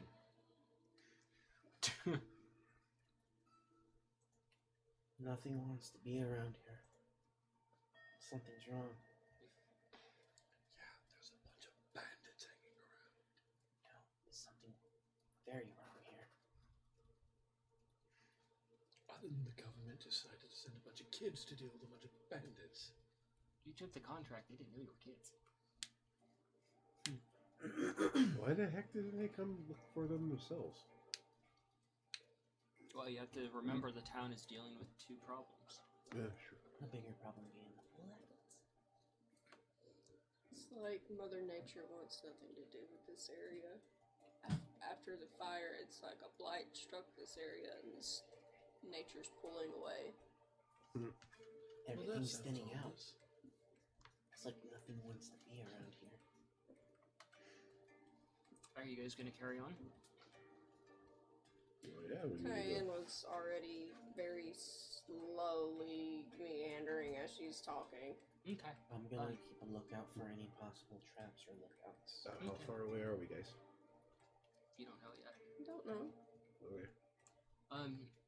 You begin to travel, pick up once again, catching up with Cayenne. being quiet as possible. Augie, roll a intelligence for me. You can actually assist. So actually, Scav, that would be you. Roll an intelligence for me. Augie, you're assisting. Okay. So you would roll with advantage there. Okay, Scav. with advantage. Oh, right, so I'm not rolling. Yeah. Well, my first one was a little bit better. And you said intelligence? Actually, wisdom. Sorry. Modified 20. Modify 20. You run up to Cayenne and you stop her a little bit, and then you go through the group, and you begin showing people how to basically latch things and tighten things so you make less noise. You understand what he's doing, and you quickly check all your packs. And you basically have silenced the group as much as possible to move through the forest without making too much of a commotion. I'm just sitting on top of Augie's head. Yeah, you don't have to worry too much. He reaches up and just like the little straps on you. About that, she lifts up her shirt a bit and shows the chainmail that she's wearing underneath the shirt, and then just clinks two of the chains together and just kind of shrugs the head, going, "How am I going to Scav, you reach up. make this quiet?"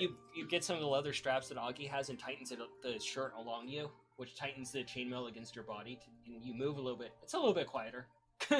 Fair. Okay. Try Still- not to move too fast. Until shit goes south. And they move very fast. So eventually you travel more, the sun creeps even further, the plume becomes a lot more prominent, and eventually the forest gives way to a very, very open field. The trees, some of them cut away, quite a few of them actually have been cleared away. You can see others have just decayed away, you can see them just crumbling to ash. You can see the leaves and everything have just... The leaves of the grass and everything, and tall grass has just started to give away as well. That's not natural. Some foliage dead and gone, and you can see that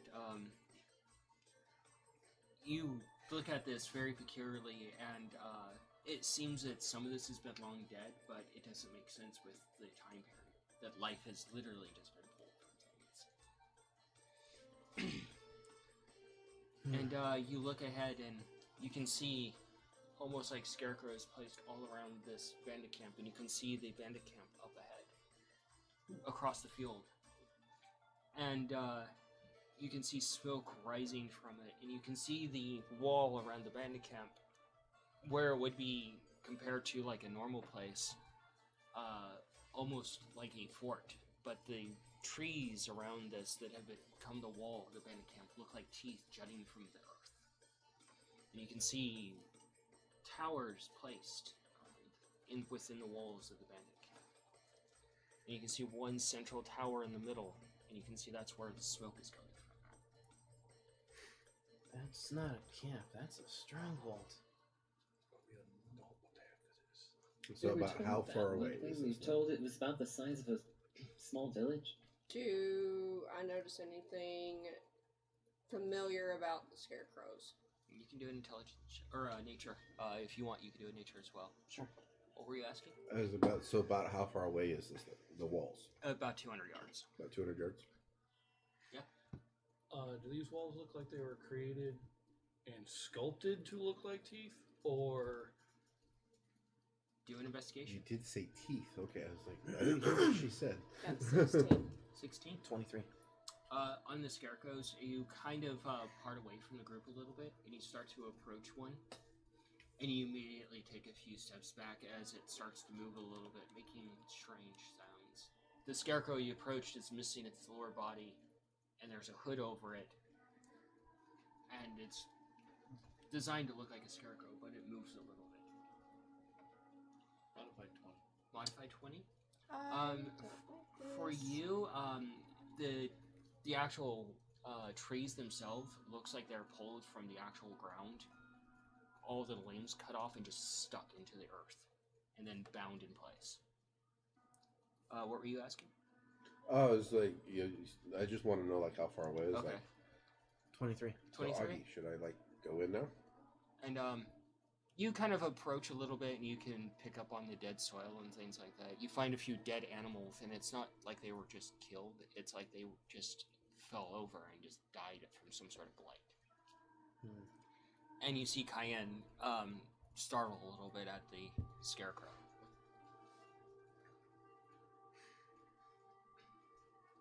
I want to investigate the scarecrow, but carefully.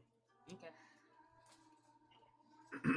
About how much is there any clearance between like the wall and the forest that we're still in? Do an investigation. Well, between you and the wall is about 200 feet. But is 200 it yards. clear? That's what I'm getting at. Okay. Is it? 21. Do an investigation. 21? You walk past Cayenne and you begin to examine the scarecrow that startled her, and it moves a little bit. Its hands seem to like fight against the bindings a little bit. And you're like, you kind of tense up for a moment, and you look up at the scarecrow from underneath because you're short. And what you would expect to be straw, you see, and you kind of glance a little bit and narrow your vision and stand on your tippy toes, and you can see the outline of rib bones and what would be organs hanging out, but they've been removed.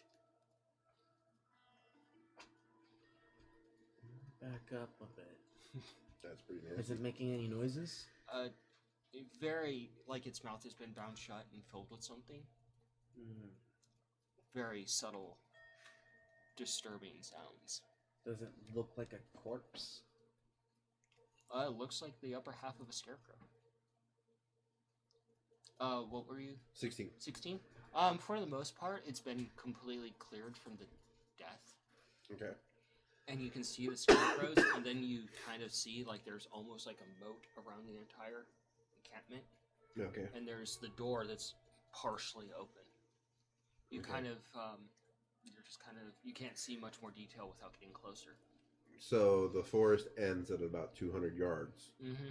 before the walls, and it's pretty cleared out Yeah, because of the blight. for 200 yards. You kind of start to see the signs of the blight on the trees at the very edge of the forest where it meets the clearing.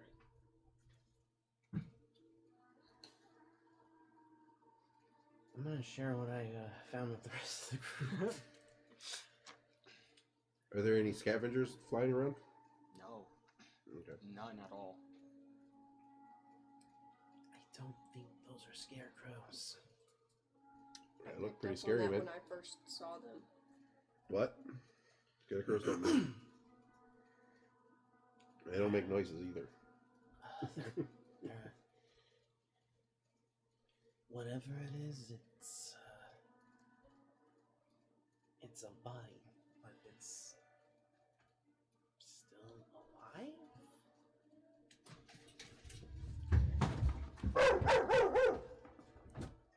It fell off. That's okay. You can take care of it. Okay. Sophie, it's okay. Sophie, girl. You're a good girl. She's doing her job. Good doggy. Minor technical difficulty, people. Break the That's a tension in the little room a scary. little bit. So, the rest of you, what are you doing? So take a look at one of the scarecrows after they said that. Alright, you go approach the scarecrow. How much of an investigation are you going to do there, little buddy? Oh, I'm gonna take a look at it, Like- see if it's clear, and take another step or two. Like how close is one of the scarecrows to They're the not, edge, to the forest line? They're not very they're close, but they're not close, probably about a good 20 yards, and they're not placed like in a pattern. They're very haphazard. Oh, okay. So the closest one is about 20 yards away from the forest line? Mm-hmm. Okay. Oh, I'll go with you, brother. Alright, go ahead and do your investigation. May I? That was scary. I'll go Likewise. with them as well.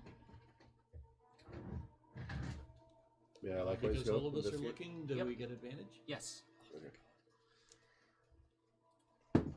because we know you roll like shit. One shit roll, advantage to another shit roll. 9! 9. 9 with advantage. You get Dang, dude! you get closer, and this scarecrow moves a little bit, and you jump back, and all your fur is puffed up because that's not natural. Augie's actually going. Now you said that these are wearing hoods, yeah? Yeah. Augie's actually gonna pull one of the hoods off. All right. You're gonna go right up to it. Yeah. Yeah. What were you doing? I'm investigating with the 24. All right, you're on Augie's head, so Yeah. that works. You go up and you undo the rope around the neck and you pull the hood off, and you see that. Okay, cat. He has stolen your dice. And you see a sunken face and the mouth stitched shut, and you see the long dead eyes of someone you don't know trying to get loose and lunge in your direction. Punch it. Roll an attack there. Okay, no, let's go. I'm stepping away. Let's see, where's my unarmed? I'll make sure nothing is looking, no one or anything is around the area. Do a spot. That's a 15. 15. Since it's basically prone, you punch it, and you hear the neck give away, and the face kind of caves in around your hand a little bit as it goes completely limp, and you can feel like the long dead rotting mush on it. And the smell Yeah, hits she all, just kind of shakes it off. And the smell hits all three of you at once. Oh. Modify 20. I'm walking away. You don't put see the hood anybody back on, picking you wrap up. it back up, get the hair. Ew. Ah. Ah. And Augie's just like Ah. slopping this off their hand and their glove. Oh. Grabs some of the water and pours it on their hand. These dead or dying people for what No, is these going are on here? People that have been dead for a very long time. Yeah, but it was The moving. dead don't move. The dead don't move. Yeah, this is very new to you guys. Apparently they do now. What? What? My reading of that book that I got from the wizard Tiefling, was there anything like that in here? You have to investigate. All right, I'll check. Flip through Yeah. the book. Yeah, you see Mongo immediately pull out a book. Have you heard any stories like this about? I'm gonna Do a wisdom check at disadvantage. going to investigate any of the new passages in my druidic handbook to see if any of this is familiar. All right. So at my height advantage that I have sitting on top of Augie's head, I want to try to get a surveil of the space that I can see from where we're at all the way up to the wall to see if there's maybe some place that I can scurry like from spot to spot and kind of look like a forest rat just scurrying across the field to get to the walls. Okay. That would be a 12. A 12. What were you checking for? See if I've heard any stories about anything like this. You haven't really heard anything, but the only thing you've actually heard is back at the tavern in very light passing of a bard talking about something like this, but you didn't pay no attention at the time, so you don't really have details. 5. 5? Yep. Oh my god, that's the worst you've rolled all night. Yep. You begin looking through the book and you hear the sound of the squish as it happens, and it just completely distracts you.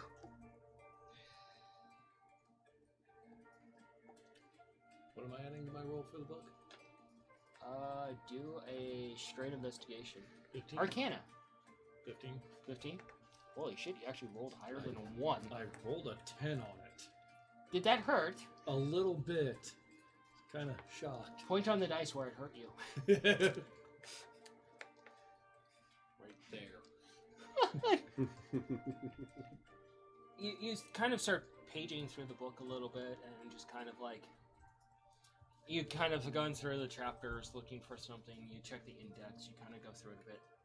And you eventually get to a very small section that says, if faced with something that is still alive after it is dead, burn it to a cinder. Or have a cleric make it less alive.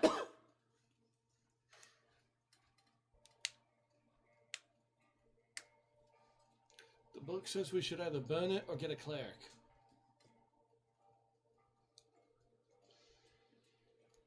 As I said, I was told the more chaos for this area, the better. I don't know what other warning I could give this entire group that I've been giving at least a handful of times that no one that's the way I listens to made me. my fire machine. As for you, you do see various places eventually just where you can actually scurry to You get up just there. scurry from spot to spot to eventually Yeah. get up to the wall. Okay, so I got a pretty good investigation on that one. Mhm. Okay. So should I go into the encampment, guys, and try to get a head count? Because got a pretty good path there, and I can pretty much just go there. Am I still jet black? It's fading away alone at this point. Oh, okay. You have little like few bit spots here and there, and as you go to check it, it just turns to ash and floats away Okay. into like glowing embers. So, make me look like a field rat. As I start taking off my clothes. You s- roll a performance. Please roll either a nat 20 or a nat 1. Yes. I don't care which. I just While want one he's extreme or undressing, the I'm other. going to very quickly grind up the herbs needed to make this dye. Yeah, roll nature. I'll give you advantage on that because you're familiar with it. Performance actually did good. It's a 19. You're actually rather surprised by this hypnotizing striptease. What? Why? I quietly start playing on my drum. Give him a little beat to shake it too. That, Only in this group. Terrible. that was a nat 20 on the die plus 5 with advantage. You don't even need another roll with an actual 20. You go over to him as he finishes up and you start applying the dye. And you even make his fur spiky in some areas. And he, Ready? yeah, you would assume that he is just a field rat. So I'm going? Just Ta-da! be careful. They might have traps around closer. Watch out for any dogs they may have as well. Any Oh. cats. I'm not Yes. talking about the Baxies at all. I'm talking about actual feral cats Okay. and birds. Yes, I want especially to- birds. I want to use some of my rope, or maybe even some strands of some hemp rope, to fasten a very, very light harness, so I can put my 2 daggers like on my, my underside, so that they're concealed. Roll a I can live with that. roll a survival there, Scav.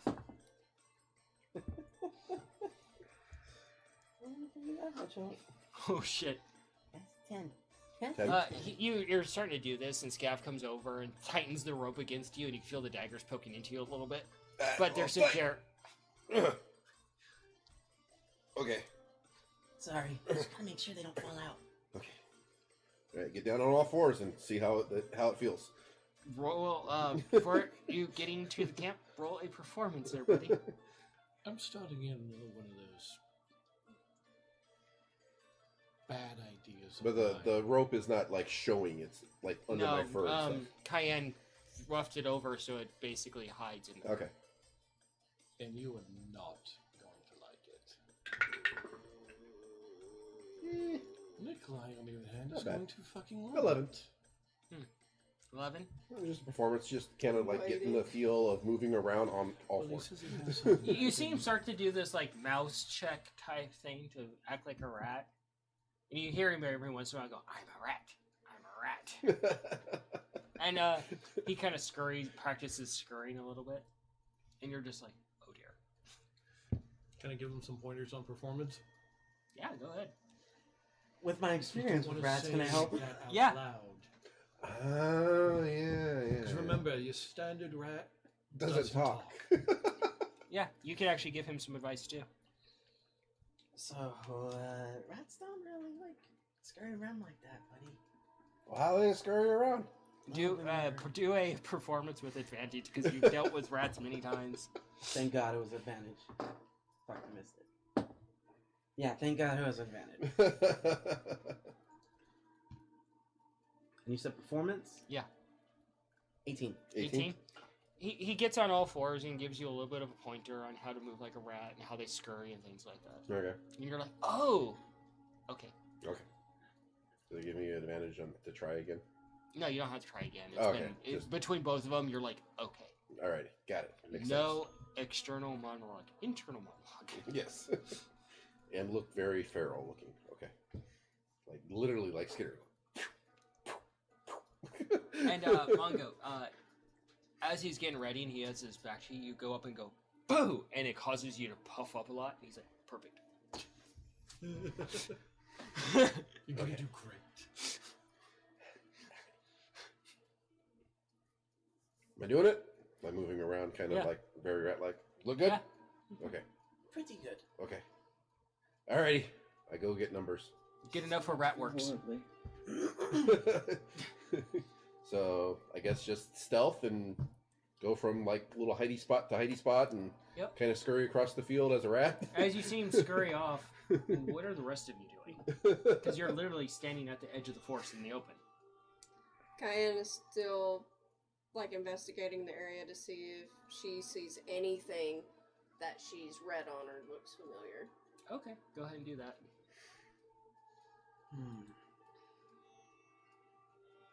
Could double back a bit, see if we could find a little area that would be safe to put a cart if we have to come back out here. You already know from the travel out here, there is no way to get a cart out here without taking a completely different route, possibly. Then I could see if we could put some sort of like little mini camp that's hidden away. What do you think? I did have one thought of a completely different What'd you nature. roll? It was 15. What would that 15? be? Doubling back a little bit, you do find an actual spot that you can set up a small camp to be out of line of sight. Because you look at the towers and you're like, well, they could probably see us from those towers if they start paying attention.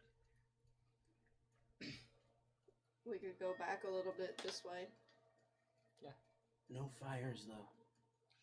Instead, we can use the little hand Funny you lanterns. should mention that. The walls there, they are made of trees, yeah? They're made of wood, yes. And your new druid friend said we need to make it go Cause away. as much chaos, deal with the problem as quickly as possible, which we're not doing. Yes. And Nikolai found some very oily substance that burns rather quickly, yes? Hey, Augie, Which you I'm can do a waiting wisdom for check. him to get numbers so we can use this and deal with this problem and be done with it already, yes. Well, I was Because just I'm thinking, getting bored. in the interest of causing a lot of chaos, if we spread a bunch of that oil on the wood all the way around it, and then spark it, and light the whole fucking thing up, that'll cause a bit of chaos, wouldn't it? It would, but... And also it'd help burn it down, which I'm sure Mother does Nature he would have probably any of like. that oil left? Because Well, I'm sure it doesn't have he's much. got a machine on his ball thing now. what was your roll, Augie? We don't know if he 18. used all But I of mean, it we're, before we're that. probably going to go back. We're just Augie, trying to based bring in off a little of bit your more. history with blacksmithing, That's true. you would probably gather that the wood might have been treated to prevent fire. I will relay this information. So, you know how the haft of your halberd there, the haft of my hammer here, is typically treated so that it can withstand fire? You know how shelving is typically treated so it can withstand fire a little bit? Yeah, they've probably done that to the entire fort. That's a lot of wood to treat.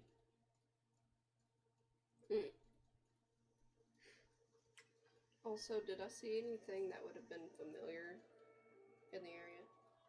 Not really. So, you scurry along. Stealth. Yeah, go ahead, roll. And you guys begin to set up a small camp Yes. and set up a small camp without any actual fires, a place where you can gather yourselves, prepare, and actually approach this encampment. Modify 20. Modify 20? Mhm. Totally ratting it up. You scurry between rock and rock, some actual shrubbery that crumbles as you go through it. You're like, Very little divots in the ground kind of thing. yep. You even find a mole hole to go through, and you come back out the other side. And you're kind of playing the Mission Impossible theme song in your head. Something a bard you heard play. I was wondering when it was going to come up. Oh god, he's Yep. crunk. Oh lordy! And you eventually get to the area where the bridge is slightly up, Okay. and you look inside, and you see a very nice deep hole with lots of really sharp, jagged pikes and thorns and other things that look very unpleasant. Okay. You ready? What are you doing, Nikolai? Well, so I got to, I guess, the moat that's around this thing. Mm-hmm. And it's filled with sharp, pointy things. Is that correct? Yep. Are the sides sheer, or do they have a slope to them? They're sheer. They're sheer. Okay. About how wide is the moat? Of sharp, pointy things? Probably about 10 feet. About 10 feet? Okay. Okay. And how, so it has like a plank that goes across the moat to cross over it, but it's up a little bit? There's a bridge, like an actual full bridge, but Uh-huh. it's raised about halfway. About halfway. So it's what? 5 feet up? No, it's higher than that. So think you have a moat, and it's Mhm. like this, Uh-huh. being fully closed like this, so it's about 45-degree angle up. Uh-huh. Okay. Alrighty.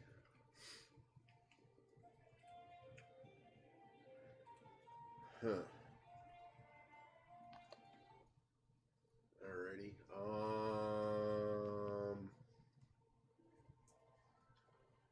How far can I jump? Usually double your movement, depending on your strength. Okay. So theoretically, I could jump 50 feet. If you're fucking lucky. Okay.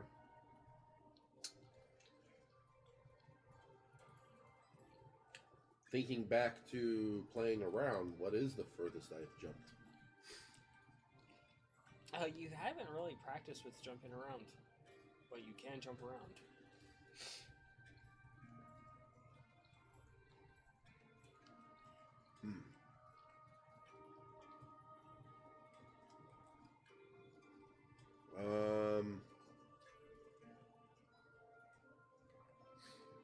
So the like drawbridge is hanging over the moat. Yeah. Is it? Are the boards lashed together Do an with rope? investigation.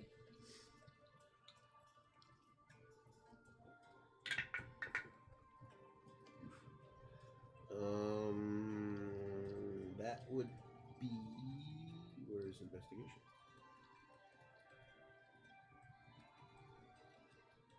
Investigation. 16. 16. You do see a couple of pieces of rope hanging off of it where it's actually bound together. Uh-huh. The various fucking tree logs, essentially. Yeah. So yeah, my thought is I could like jump towards the open part of the drawbridge, like at the underside, just grab onto the rope, and then Go for it, buddy. Kinda I want to scurry see around. this. I want to see this. Go for it. You can certainly try. Does it look more doable than just jumping across the moat? Yes. Okay. Everybody's just like, oh god. I guess I could try to use my mage hand to just kind of float me down and float me back over.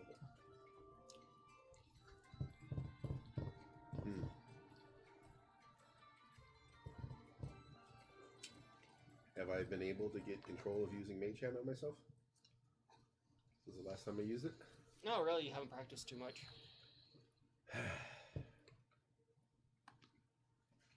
Which one do I think would be worse?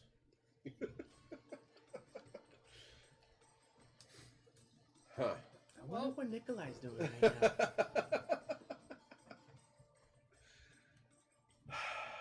Cayenne is resisting the urge Okay. to yell out, "Embrace the suck, Nikolai, let's go." Refresh your character sheet, Kyle. Alrighty, yeah, I guess I'll just try to jump onto the underside of the drawbridge, grabbing on the rope, and then Athletics or acrobatics, take your pick. acrobatics is +2. Athletics is -1. Oh boy. I think I'll do acrobatics. Okay. Okay. Alright, here goes. Come on.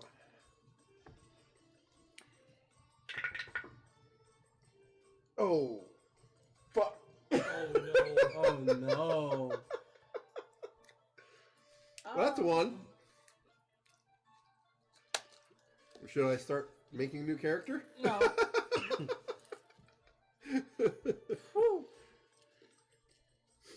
So, you kind of like, all right, I got I this. can do this. I got this. Just imagine me doing this. Imagine me doing this. Okay, Settle you it. take a few steps back, and you take a run, and just as you get to the ledge part, the dirt gives out, and you try to jump, and your hand just brushes the rope. And you just tumble face first, and you look down as the bramble is incoming, and you just hit the bramble and go right through it and hit the ground with a sickening thud, and you feel something crack. I guess it's good that something didn't go through me. And you take 4 points of slashing damage as you go through the bramble. Oh, not good. And you take an additional 1 from the impact. Oh, that's not good. And Oh. you guys almost sense like... You guys actually can do a... you two can, since you're the most nature-driven, you can do a perception.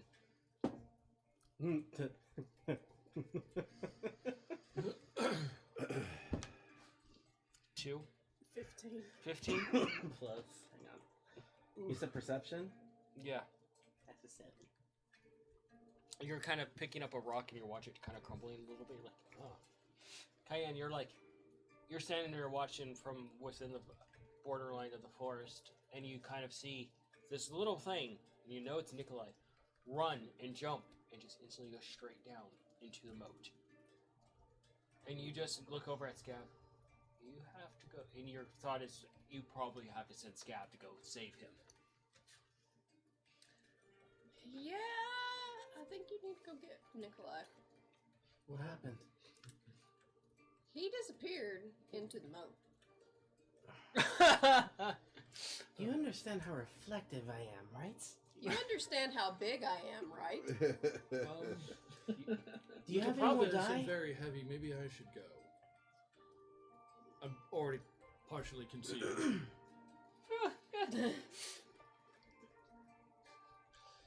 Someone small has got to go get him. Alright. Alright. Jimmy, I'm gonna get some water. I'm gonna pour it around in the dirt and rub some of the mud over like the shiny parts of scales and such. And around The the stuff horns. that you put on Roll survival. Nikolai, do you have any more of it? Yeah, you still have some. I do still have some henna. That's a 16. 16. I may need a bit. You see him rolling around in the dirt trying to conceal his shiny scale. Honestly, that works. When did we get a dog? Oh. Because that's what I'm You wanted a picturing. big That's sturdy what I'm puppy, picturing. right? How Scav is rolling. I'm picturing a dog. I'm Just rolling around in the picturing. mud. Yeah. Like a golden retriever More or on their less. back, Yeah. rolling around. Or like Sophie. Pretty much. Yeah. You kind of look down at him and you take some of the henna and just splatter it into the mud he's rolling around in. And it just, he looks like more like a moving rock thing at this point. If he crouches down, he would be pretty much indiscernible from a rock. Huh. I mean, that works. I guess. Roll your stealth with I still have advantage. some. Yeah, I bet it use some too. Well, Are you going to? I'm going to try to figure out how to get out of here. You said advantage, right? Yeah. I Thank God. still Was that a have 1? Yes. henna Oh my god. that you can use. Okay. Yeah. You just cover all the white on him and you can feel it sticking Modify to 20.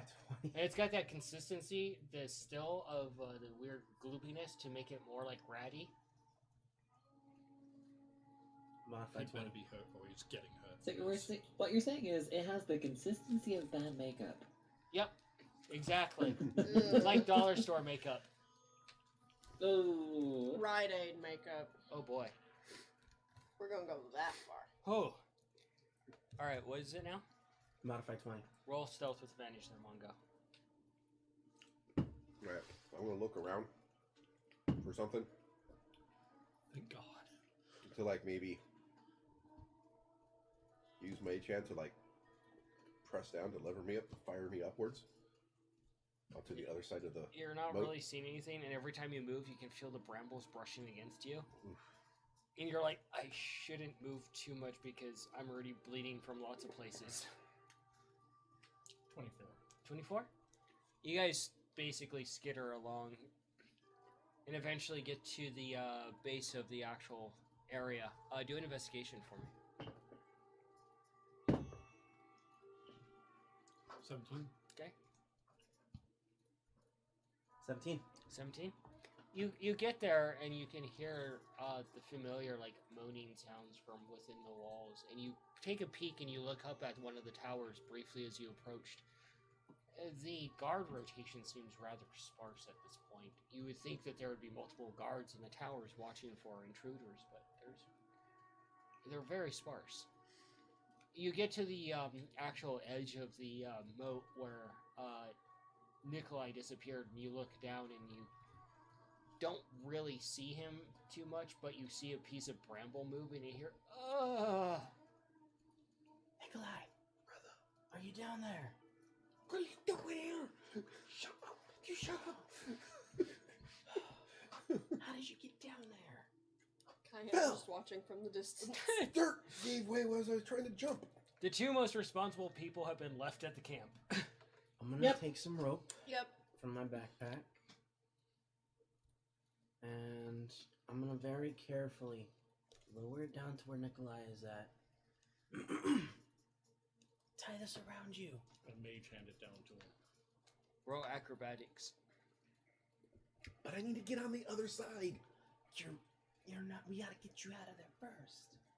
Well, get me out on the other side. How bad are you hurt? It hurts. Okay, that's a get on this side. I can do this. Not if you're in a bad condition. Now's not the time for heroics. If you're You're hurt, we things I gotta never get you thought back I'd to ever say to any of us. We need the numbers, though.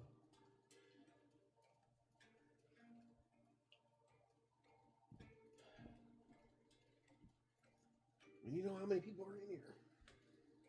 Are you gonna go in? I don't think you should go in while you're fucking bleeding. I'm not bleeding to death. It's kind of stopped. No, you're still bleeding everywhere from the lacerations. Just tie the rope around yourself. We're gonna pull you out carefully. Is there anything we can do here? We're trying to think. Come on, buddy. Okay. Alrighty. Yeah. Worst case scenario, I can just try again. Yeah. Fine. Hurry up. I'll wait until he ties the rope around himself. Acrobatics.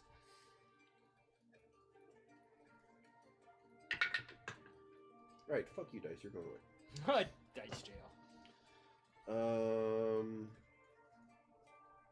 10. 10. You manage to tie it around you and avoid any more lacerations as they pull you up. As you guys pull Nikolai up, you can see all the lacerations on him. And as you get onto like firm ground, you step on it and you instantly feel something is wrong with your ankle. Oh. I cover his mouth.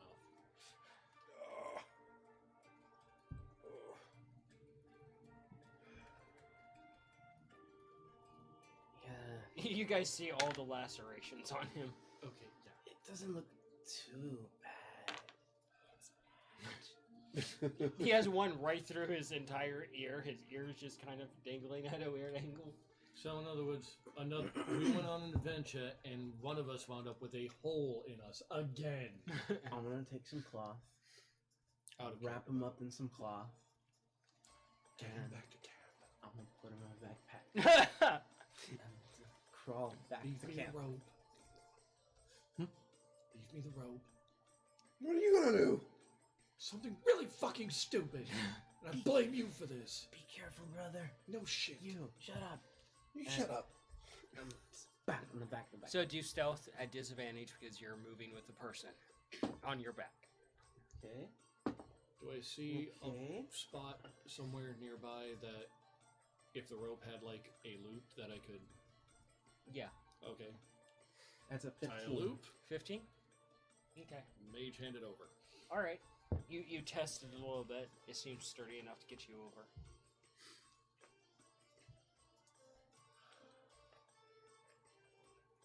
Really stupid time. How big of a gap 10 is there? 10 feet? Yeah. Do another investigation.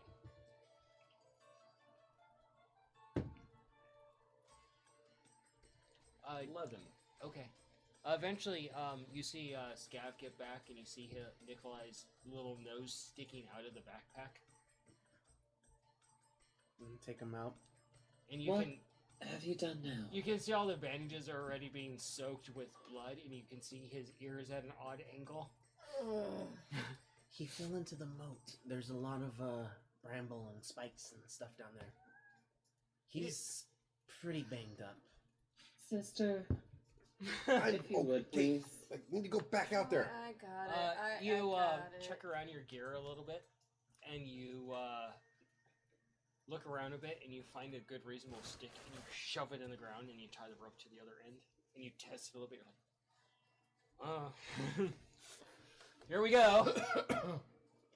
Not actually what I was thinking, but this will probably work out better. Yeah, take a couple of... Check the edge to make sure the same thing doesn't happen in the Sleight of hand.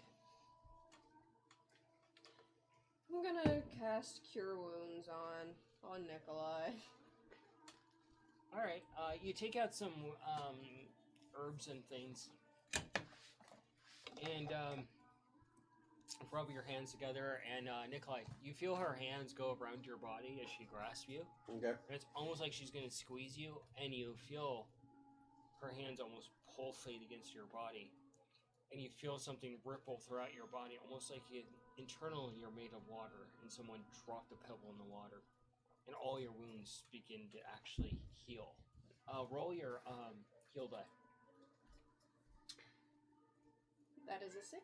A 6. You're healed for 6 points of damage. You quickly I reach feel up. fantastic. Yeah, you quickly Like- reach up and put your ear in the right location, and it just kind of mends back together. Thank you. You are welcome. What'd you get? How do you feel? 11. Great. 11. I go back. No, I'm headed back out. no, I'm grabbing Bontail. Do you pass him to Augie? Yes. I am heading back out, man. I'm not going to leave Mongo over there alone. Augie, The rat. you put him in his ball. And Place in bag. Can- Yeah, place in ball. Yeah, there we go. That's even better. Can I break a grasp or something? you can roll his strength too. Against Augie's strength. Good fucking luck, bud. You, Mongo, you're kind of like doing the sloth crawl across the rope, and you're looking down, and you're like, I hate this. Every few steps, I hate this. So that's a 23 to you, Nate. That's a 1. So you stuffed me in a bag? Baby No, gets they put in the came up with a corner. better idea. Stuffing you back in your ball, and then just putting my foot on top of your ball so you don't get to run away. You just start pouting. You're like, Look, we would send you back out there, but you just I'm got... fine. you eventually get to the other side, Mongo. Just wait a second, okay?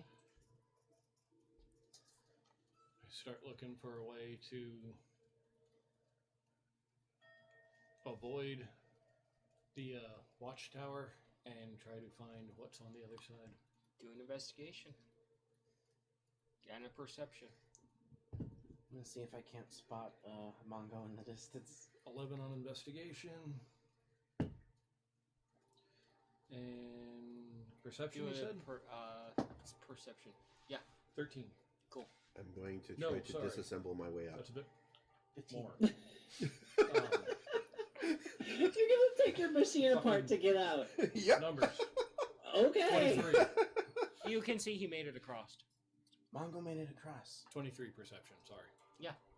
You head inside and you kind of look around a little bit, and you look up at the guard tower, and you look inside and you can see the central building is quite sizable, almost like a tavern-sized building that goes up to the top, and you can see the top floor is actually open and almost like an observatory.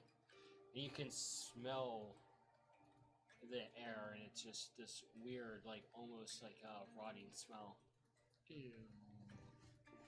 And you do see a few guards patrolling around, but around the central building, you see they're kind of giving leeway to it, and a berth around it, and you can see guards patrolling around this central building.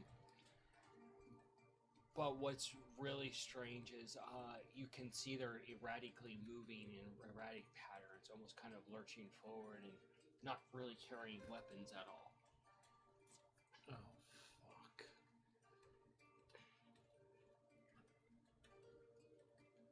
But you can hear sounds coming from the central building. I think I know what I hear.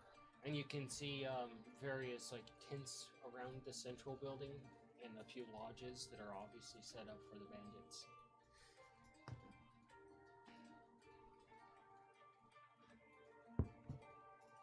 Taking the grave robber thing a bit far, don't you think? I don't say that out Roll loud. tinkering. Like, I'm doing this.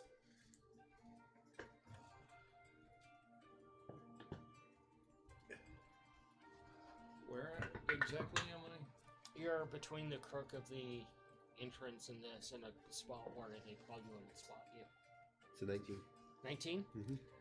You kind of look around your little sphere and you're like, aha, a bolt. And you go over and you realize you don't have any of your tinkering tools to unscrew it. Oh, that's right, you're still running around naked. You left all your stuff outside the ball.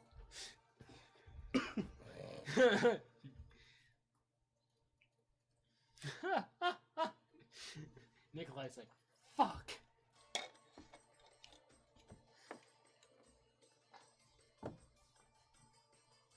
How many tents do I see?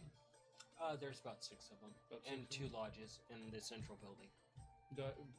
Could I figure out, assuming they're at max capacity, not like overflowing, would I be able to figure out approximately how many they'd possibly have? Not without going around the camp and observing to get an actual number. You have spotted only about 3 undead so far, though. We know they're undead. Yeah, Mongo's like, that's unnatural. Dead things shouldn't be walking around if they are Yeah, dead. I'm pretty sure Mongo skipped a part of necromancy, because that's gross. They'll be your forever friend if you control them. Yeah.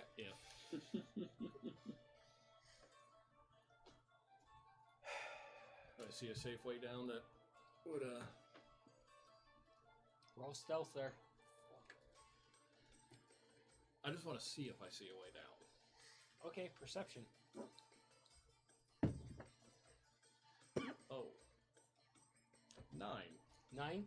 You see a piece of wood that slides down, and the entertainer part of you is like, I gotta slide down this. I can slide down this, roll into that cover over there. And it'll be badass to tell later. Aki gets this premonition that Mongo is about to do something stupid. Sense of disturbance. I think the entire party's like, oh shit, we sent the performer in to do stealth. I'm just seeing this one specific thing from Galaxy Quest where Tim Allen's doing the tucking and rolling for no fucking reason whatsoever. It's tactical. Yep. Yeah, fuck, going for it. Roll that stealth, buddy.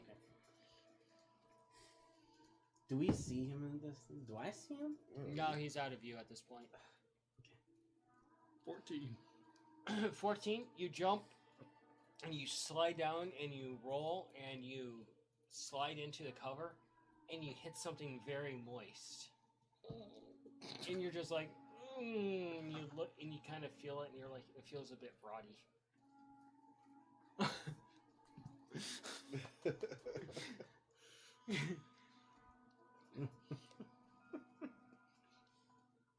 Is it moving? You just slammed yourself into a pile of rotten meat. Congratulations. You go. You want to look at it, see what it is? No, but I'm going to anyway. All right. Do an investigation, everybody.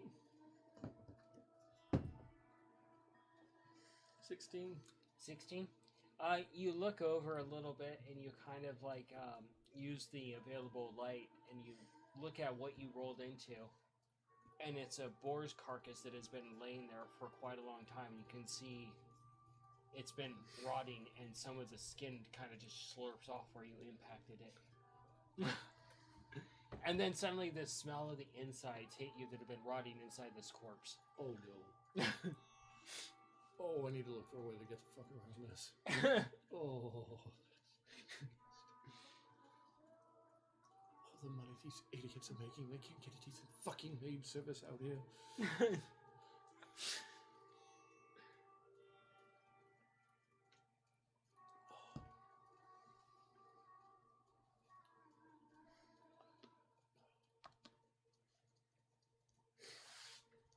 Take another look around, see if I can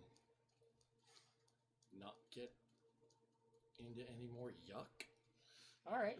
Do an investigation. Okay. I know what I'm going to do. Oh no. All right. I'm going to stoke the flame of the engine with the burning hands so I can quickly move out from underneath Augie's feet and then jump out of the orb and go help. Make sure my brother's okay. Roll tinkering there. That's an 8. An 8. You quickly get up and you scurry a little bit to another hiding spot, and you can see the. Are you looking for anything specific, or just another hiding spot, or taking account numbers? 23. Okay. Numbers. Numbers. I don't think I could beat that on a dex check, so he's just gone. All right. Go ahead and do a perception there. You stroke the flames a little bit, and Augie, you're kind of like you smell fire, and you look down as the sphere just bolts off, and you see it bolting towards the actual field, Yeah, stop it. 10. and it stops very quickly. What? You little shit! What are you doing? Augie, you can roll a strength check. I hop out and go try to make sure A my brother's strength? okay. Yeah. Okay. Oh. Either I just shot a field goal trying to catch him again, or I broke my foot. I rolled a 1. You go over and you go to like try to step on. Oops. Speaking of step on, you go to try and step on the sphere again to stop him from coming out, and you step right down on a sharp rock, Fantastic. and it goes right into the arch of your foot. Not the ball of my foot, the arch of my foot? Yeah. Ow. Okay. It's one hell of a sharp rock to go through a boot. She's not wearing boots, I don't think. Why wouldn't she be wearing No, boots? she doesn't wear boots. Oh, okay. Yeah, see? She's Mamazilla. She'd be wearing, like, shin guards and, like, bridge guard, but she wouldn't be wearing a What'd you boot. roll? 10. 10? You see the shambling corpses and they're a bit distracting, but you do spot like about 3 guards that are patrolling in between the actual buildings.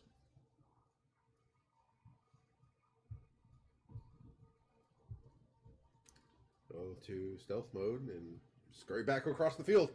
All right. What are you doing, Kaya? Us all killed. Staying in the camp because I'm big and give everything away.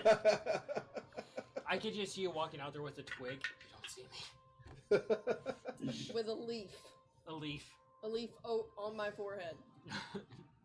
I am a tree. Suddenly thought you were a tanuki. Yes. Just a 10 on stuff. A 10? Yep. You scurry a bit and you get to a rock and you spot one of the guards in the guard tower and you just duck behind the rock. What's up, Mungo? Watch him.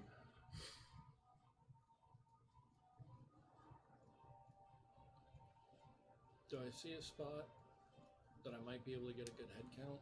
Do an investigation. Something tells me we might have to deal with this a little bit sooner than we needed to, sisters. 17? I've said that, and said that, and said that. Did I mention I said that? 17? You did, but we You forgot. find a spot and it's right next to the central building and you kind of like bolt off and scurry in that direction. And you can smell the central building. You can smell herbs. You can smell the rot and decay mixed in. And you can hear voices from inside as mixed in with the actual moaning sounds as well. They're waking up more of them, aren't they?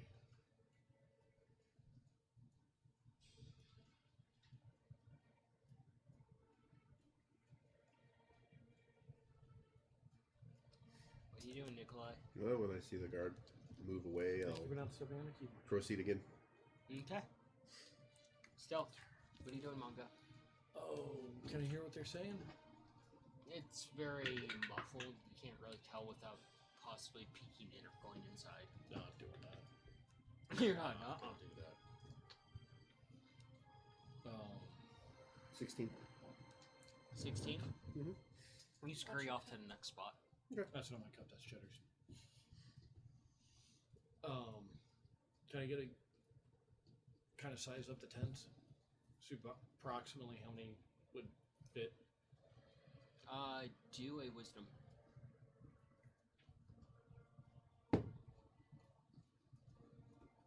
16? 16. You kind of size up the tents a bit and you realize that there would be 3 in each tent. And the curiosity and cat of you gets the best of you. Roll an investigate or roll a stealth.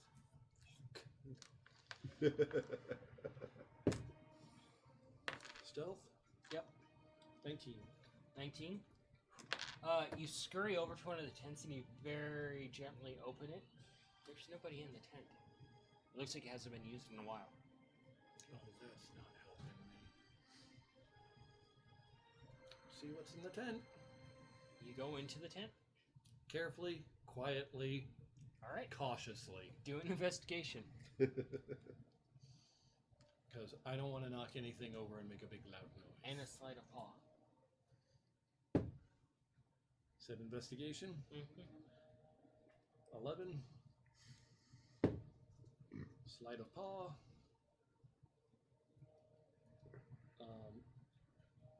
21. 21. Sticky paws at work again. You kind of rummage around a little bit in the tent very quietly using soft paws. You do find about 2 gold pieces and a handful of silver.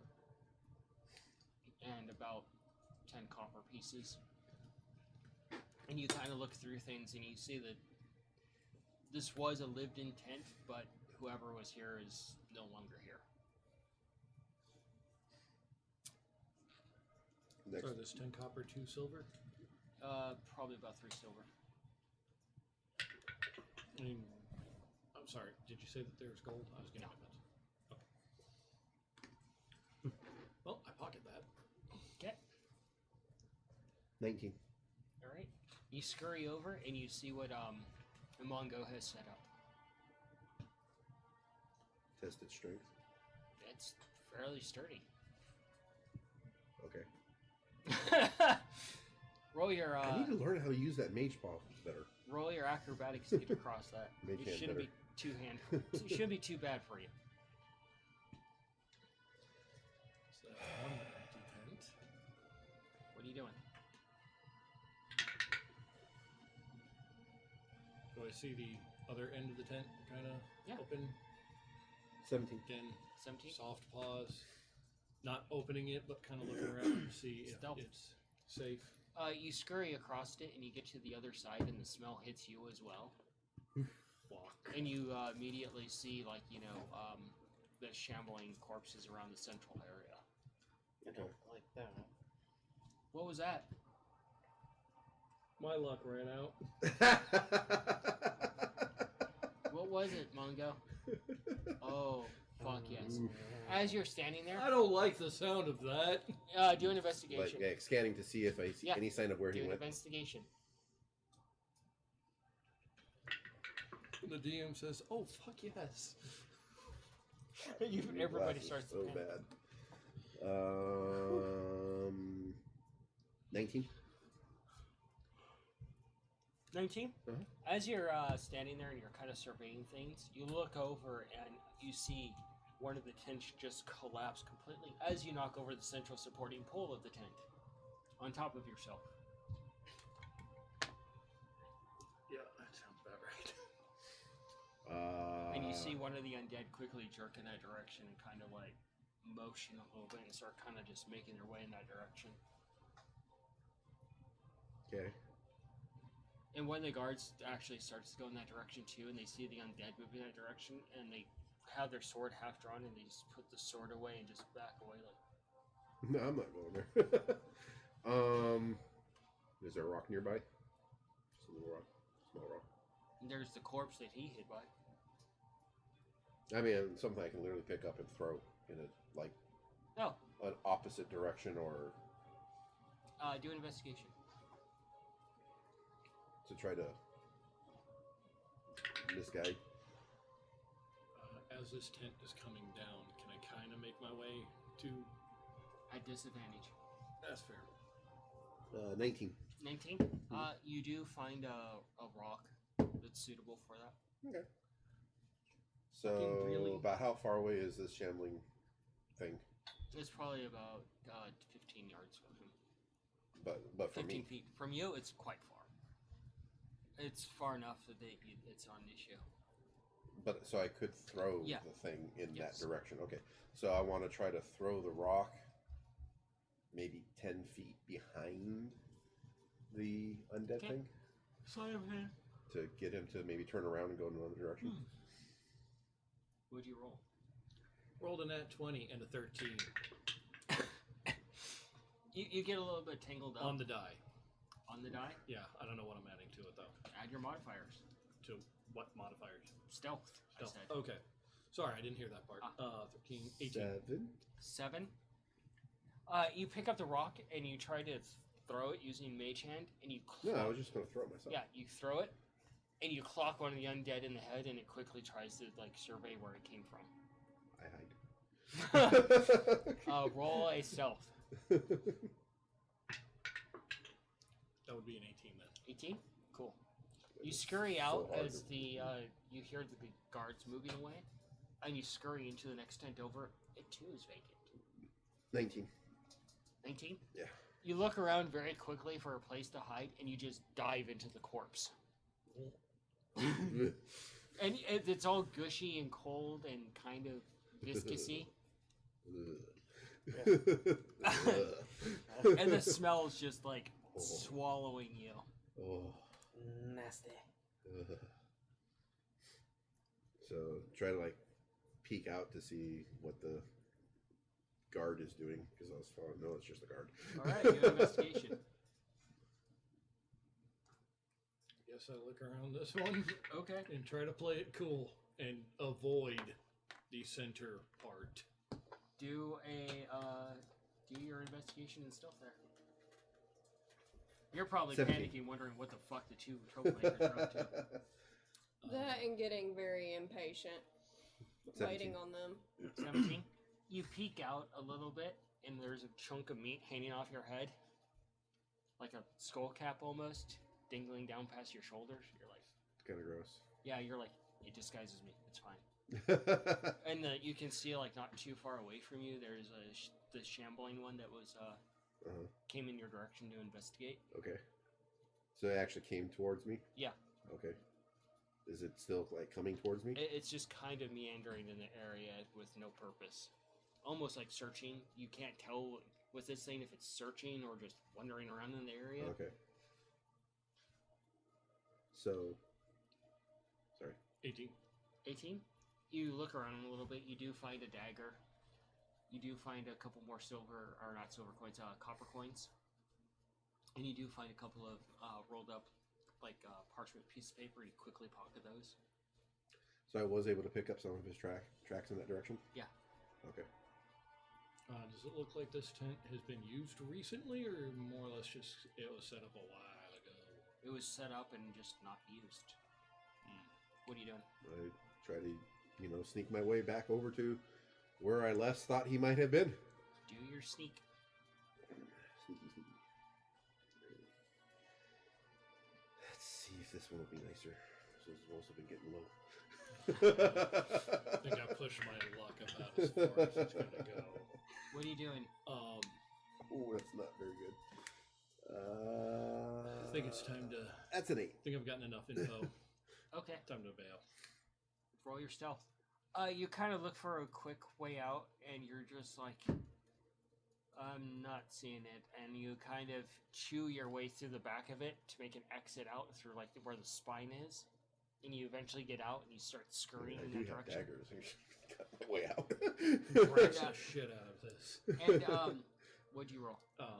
15. You head in the opposite direction, and it's almost that moment where you're passing each other, and you instantly get startled because you see like a rat-sized zombie thing, and you instantly panic because you almost run directly into Mongo, and the piece of meat just kind of slides off your head.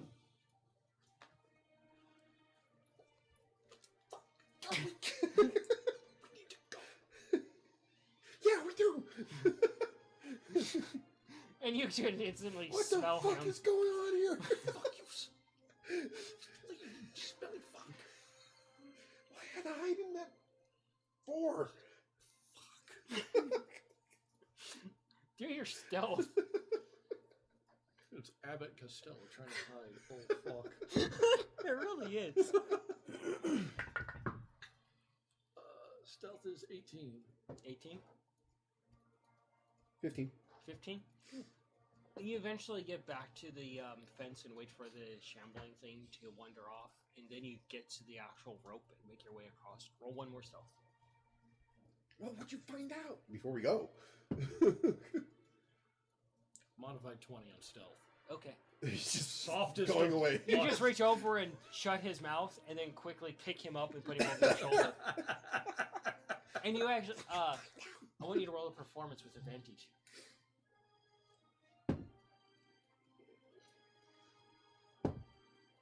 Slightly better. 16. 16. You have him over your shoulder, but he's facing this way so you can keep his mouth shut. And you look at the way back with the rope, and you quickly just dump your leg, and you just tight rope across it, using him as a counterbalance, shifting him around, keeping your hand on his mouth, and you eventually get to the other side and let him down. Nice. What'd you find out? Damn it. Gotta go back now. No, we don't. Well, what'd you find out? Zombies. What? Let's go. What's a zombie? Just run. Roll stealth. Do we see them in the distance? You can do a perception. 13. If you want, you can do a perception too. What was that? 19. 19? 13. 13? Okay. That's a 14. 14? 19. You see the familiar little shapes coming back in your direction. I see them. And eventually... Finally, jeez. And eventually they do get to the camp, and the first thing that hits you is the smell coming off of Nikolai. I Oh. prestidigitate him while trying not to throw off. The last time you smelled something like that was in a sewer with a bloated rat that you accidentally popped. Ugh, Mm. fucking disgusting. You gotta teach me how to do that, brother. That How to was make nasty. you not smell? Yeah. What did you Because that was find? gross. Usually, to get rid of smell, you take a bath. Not in Greece. What? Why does somebody take a bath in Greece? I mean, you were Well, I'm not the only contemplating one on who doing it thinks that, earlier. right? Anyway, the Oh. group is back together. You could talk freely amongst yourselves. What did you find? What was over there? What's going on? He won't tell Okay, me. so because that would be loud. When we're trying to be sneaky, you don't be loud. You don't. If you're escaping from something, you don't speak at all. That means you I don't keep know your why we were speaking. squeakers I only shut. saw like 2 things. There's a few more than 2 things, and they may be a little bit lighter on the copper. Next time any of the smaller siblings have to go in and infiltrate places, should probably bring something to tie muzzles shut so they can't talk. Probably not a bad idea. How can you communicate if you can't talk? If you're escaping from You something, you don't communicate speak after at all. you get out of the dangerous And you got situation. hands. Thank Hands you. don't make noise. Yeah, well, yeah, we could have whispered. It is. Anyway, Which is what I was doing. they're really fucking gross. So, you know the disgusting fucking scarecrows? Mm. Well, they have, like, full versions of those walking around. Walking corpses? Yes. What? Don't like the sound of that. What do you mean? How can corpses walk? You don't know the logistics of it. I'm something disgusting, I'm assuming. Would I know at least a very tiny inkling of it based off of the circle of spores? Go ahead and do. I will give you a religion with advantage on that. Based on that bit that I looked up from in the book earlier, what I know is okay. Not much. It's a 9. A 9. You're like. It's mentioned briefly. That's it. Like things that are possibly undead can walk around. There's some phenomenon where dead can walk around. Oh, goody. How do we deal with that? Fire. As I said multiple times, and this is the last time I'll relay this because I've been given this information. Chaos, fast, don't look back. End of that. Perhaps we should make our way back to the city to regroup and recuperate and get our gear. What do you think? Well, we don't have time to wait. Let's go. Let's Probably go. not bad. Yeah. And Cayenne's already walking off. All right. Not waiting. Going with her. I'm gonna make sure nothing's following us. Okay. Which one do you want? Perception. I don't think there's an awful lot of people in there, but Modified because I did see one You don't really see regular kind of anybody guard actually guy about to come over to the tent that I made that fell down on its own, and all of a sudden one of the gross motherfuckers started heading over, and he just stopped what he was doing and just left. So even the regular people in there do not fuck with the walking unalived.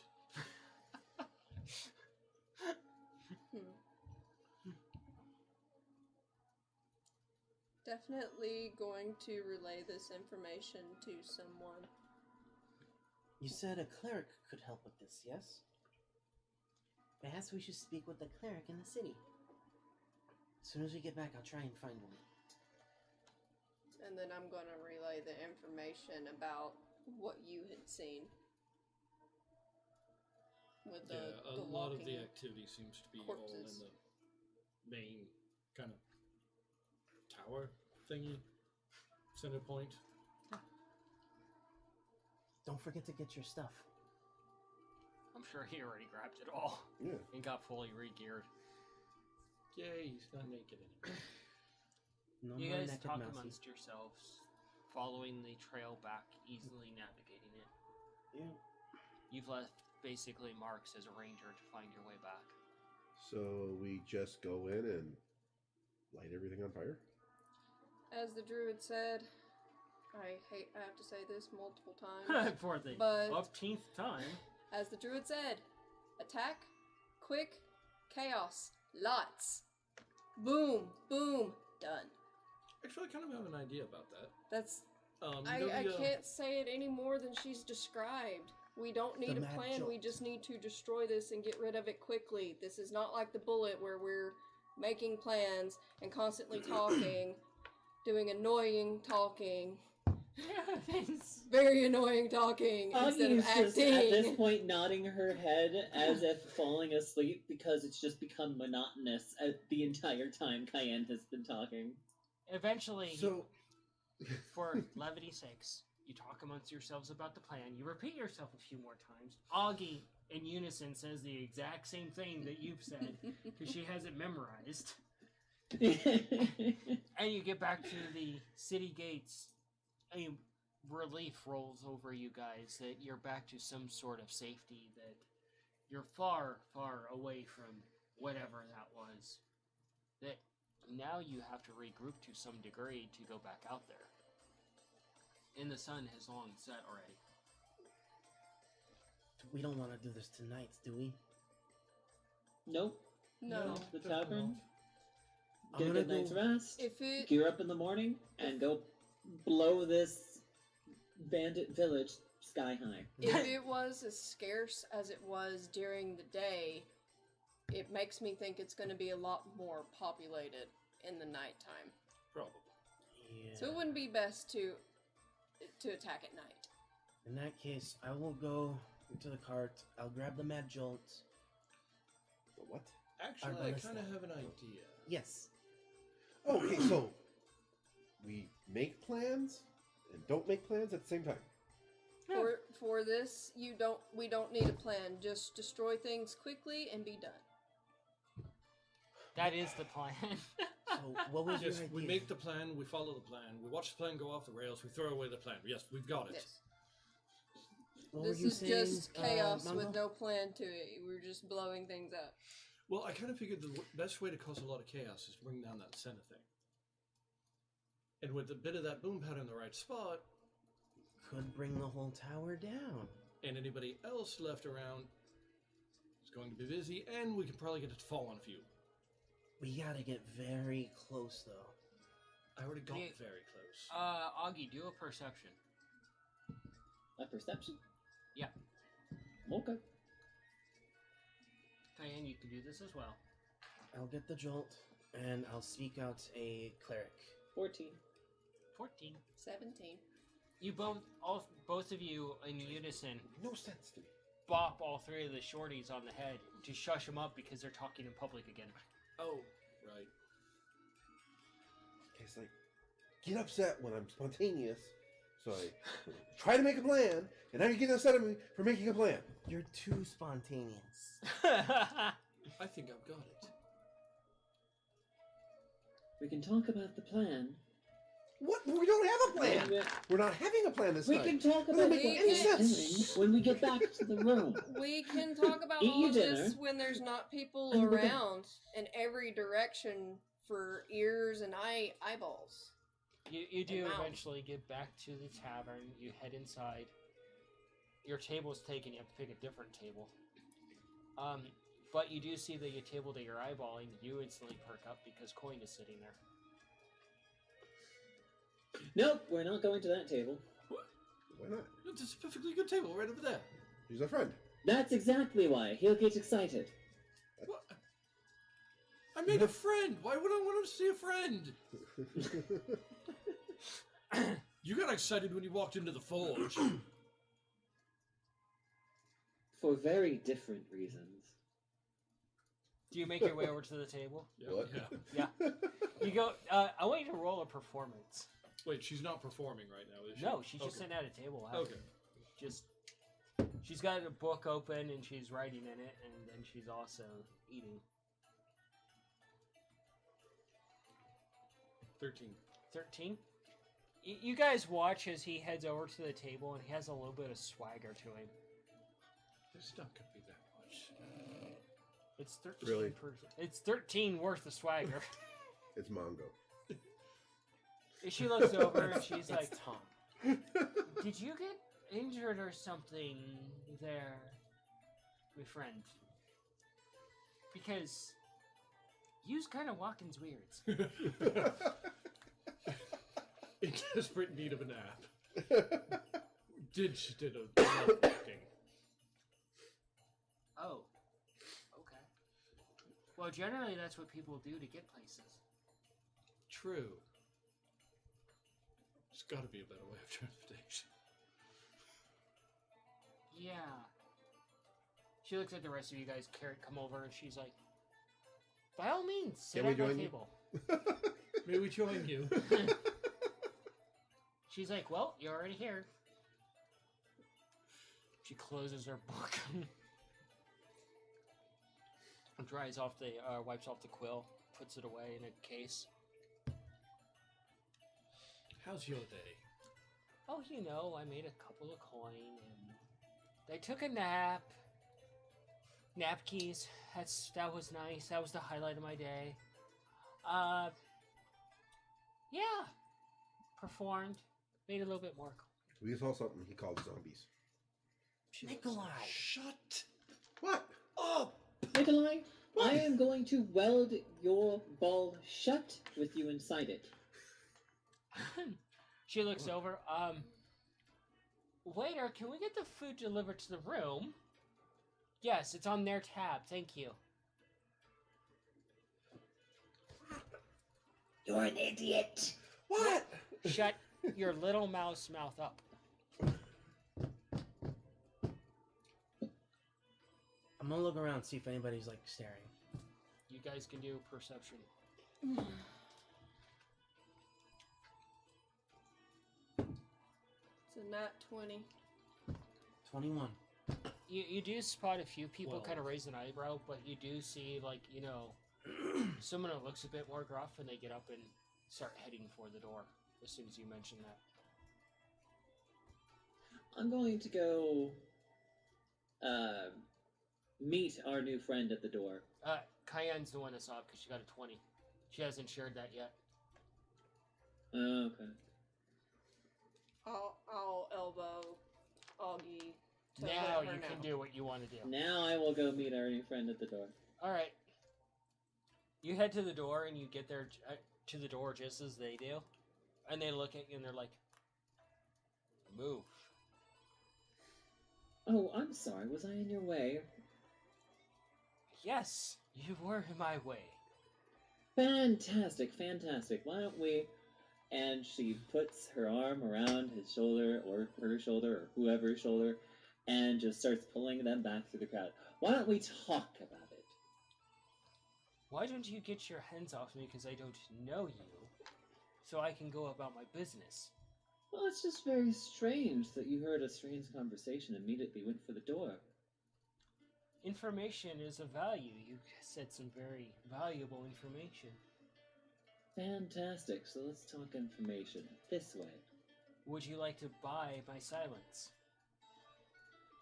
We'll talk about that this way. He goes to the table with you. He's like, I hear you're looking to buy my silence. Nikolai, What? I would like you to look this person in the face and tell me exactly why we need to keep our mouths shut. What? You see this very gruff gentleman. He has various scars and whatnot. Looks like he's been very seasoned at doing things. Hi. Now, Nikolai, I don't want to have to do anything rash, so he's asking you for you to pay for his silence. Coin, she's just sitting there and she's like, Oh, okay. How much? he's like, 20 platinum.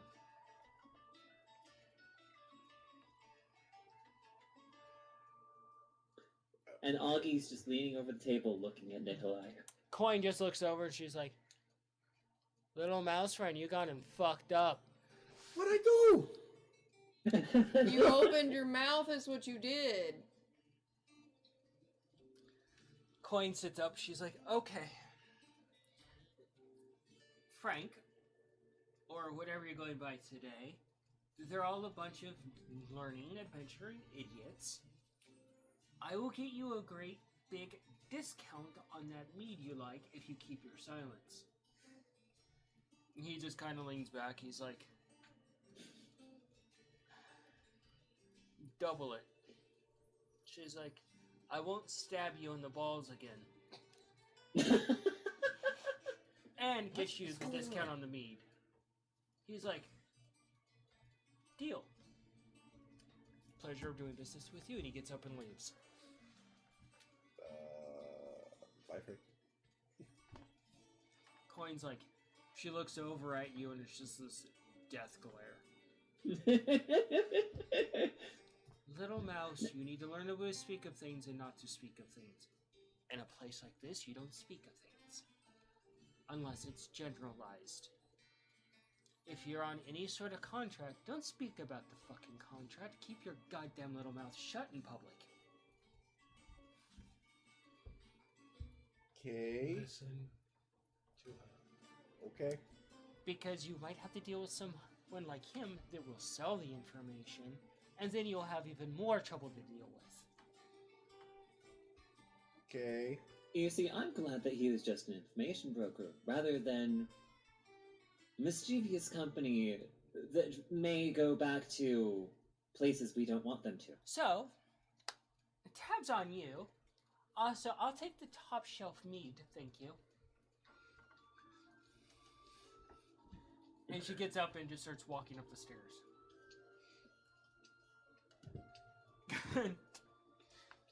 Okay. I follow, You, just about face palming. I'm guessing you all follow her upstairs to the room. And she takes the most Yeah. comfy spot again, and she's like, oh, well, thank you for the bottle of mead. I'm going to quite enjoy it. Oh, just over a nice drink the mead, take a nice Tacoma nap. Oh, perfect. And and Aki's going to turn over toward Mongo, and why, Mongo, are we bringing her in on the conversation? So, you saw Looking the wrong way, zombies. sorry. Yeah, where is that? Proved rather helpful quite a bit so far. The undead, as they're called, or the unliving that are walking around. I'm supposing you lot don't know shit what you're dealing with. And where the hell did you find these No, I don't want to know. That's just more information I need to know. So, details. I keep these idiots alive by smashing things with a hammer when I need to. That's the extent of my knowledge. Oh, easy. Aim for the head. Make sure it's gone. She's good at that. Yeah, make sure it's paste.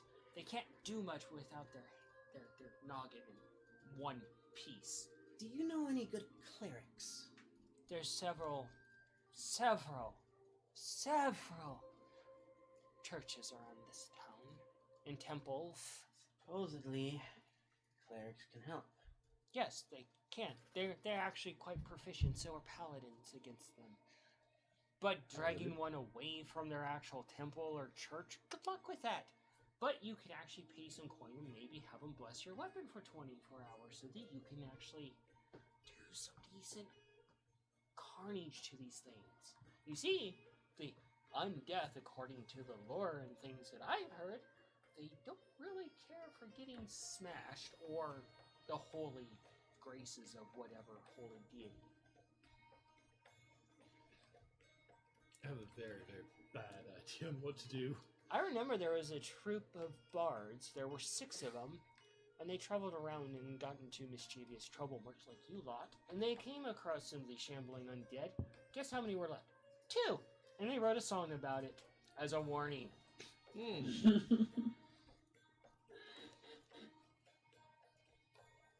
What? You know what's worse than a normal undead, apparently? Lizard undead. Because they don't stop eating and snapping at you. Well, that bites. So what's the story? Now's not the time, Mongo. Always the time. Do you know the story? Not really. No, I've heard it once and... Mongo, I'm going to bite you soon. So, now that I've given you a slew of options here, and you hear her knock at the door, and she goes to the door and opens it, and someone comes in with a big platter of food, and the bottle of mead's in the middle. And she takes the bottle of mead and undoes the wax, undoes the gold foil from it, unbinds the gold binding and pops the cork. How much is that? Oh, don't worry, it's only a platinum a bottle. Well, 1 platinum, 5 gold.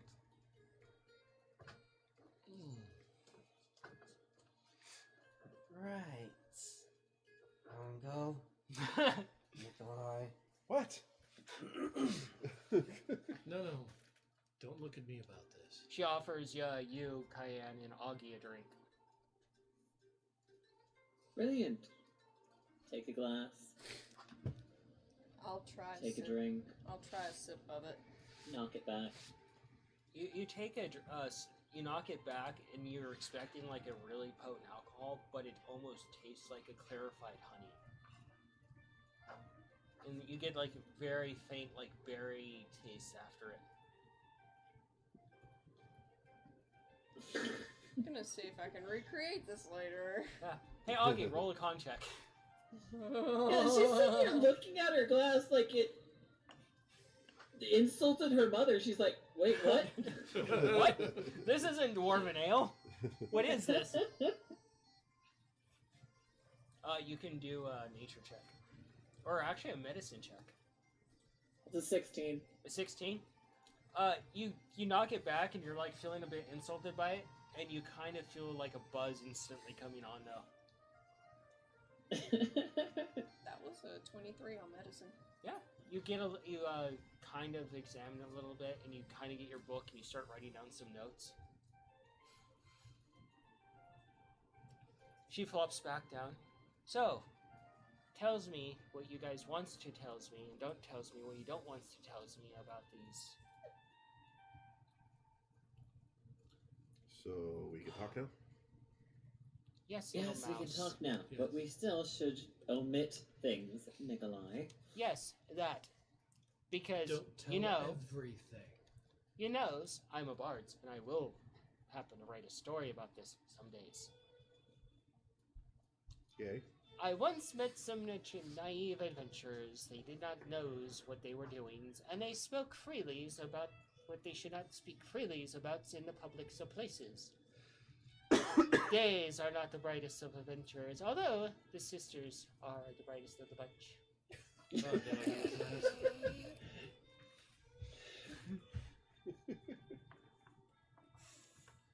no, The boys, however, live up to their namesake of boys and has the dumbs. Boys will be boys will be boys. We'll whisper over to Getting us into Cayenne. all kinds of trouble. Should we tell her about the unnatural state of the forest? That would be a good idea. She's just kind of sitting there and she takes a sip of the mead.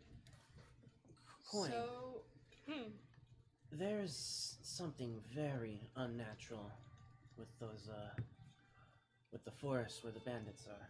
One moment there, Scabbard. What were you going to say? I heard him talk over yous. Oh, sorry, I didn't realize. so as Scavard did mention just then, the forest is thinned out. Like Mother Nature is pushing away from the entire encampment. She Like, thinks actively for a few pushing. moments. She's like, "Huh? It's like a blight after fire.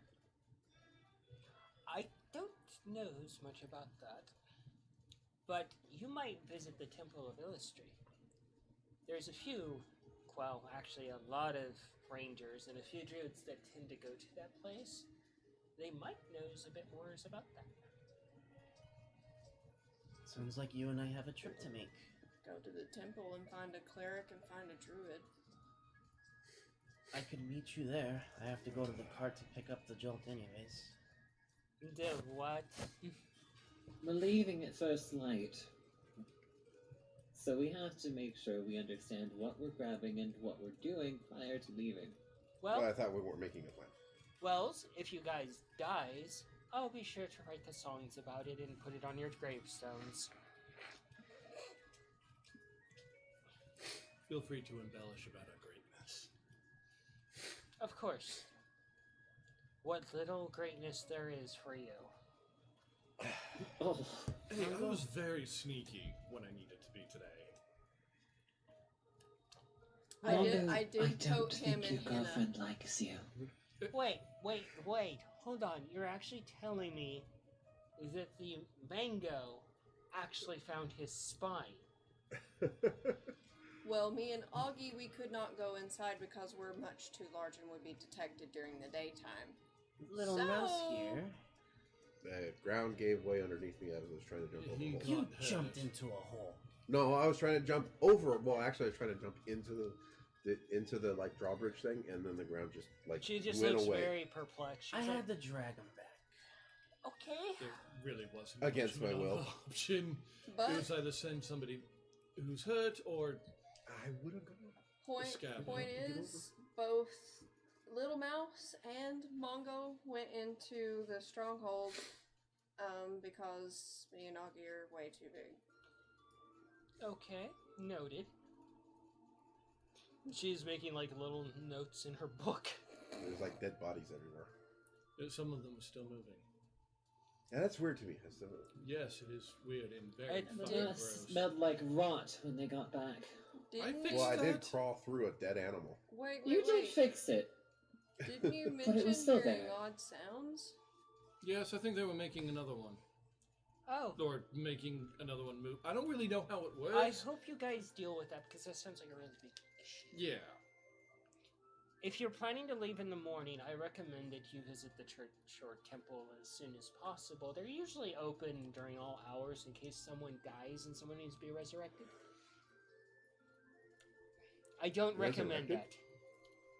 Should we mention the undead to the church? Isn't that like me? Well, like, generally, if you go talk to a priest and you ask, hey, can I have a vow of secrecy? They'll ask for some coin and they won't tell anybody. Understood. so you go Illustrate. to church to become undead? No, I will get to that in a moment.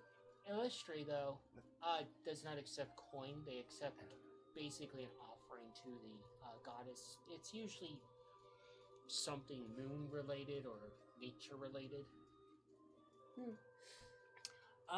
The undead, from what I understand from other bards, is it's from a school of something called necromancy. And that's what they kind of do. They kind of, oh, it's a corpse. I want to bring it back. Yeah, but And- she said we can go to the church to have that done to us. No. They could probably explain it better than I can.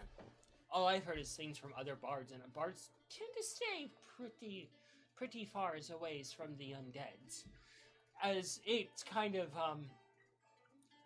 dangerous for the job. You know, we're Real supposed party killers. we're supposed to tell the stories, not become the stories. In that sense, we're supposed to be the life of the party, not the undoing of the party. But you said we can go to the church to be resurrected. Yes, So different process, Oh. different results. why would somebody want to go to church to be a dead thing? No, Raising a corpse is different than bringing someone back alive, I believe is what she's trying to say. Oh. yes, exactly. Basically, you're making the dead thing like one of those puppets you see in shows like we saw when we were kids. Oh, the Those marionettes. Yeah, Those like are marionettes. So's creepies. I do Oh, not yeah, like yeah. those. Just minus the strings and minus the person standing above and controlling it. Same concept, whereas the other is basically you're dead. Fixing. Yeah. Oh. Okay. Yeah. So maybe we should bring one of those guys with. Maybe they can fix the undead guys. I think we just want to Doesn't get rid work of the that way. undead. So, okay. Example. She looks around the rooms. She finds a glass and she pours it full of the bean. You see this glass? Yeah. It's full. Uh-huh. That represents your soul. You walk around. Okay. She holds the glass up. Drink that. Do a con check.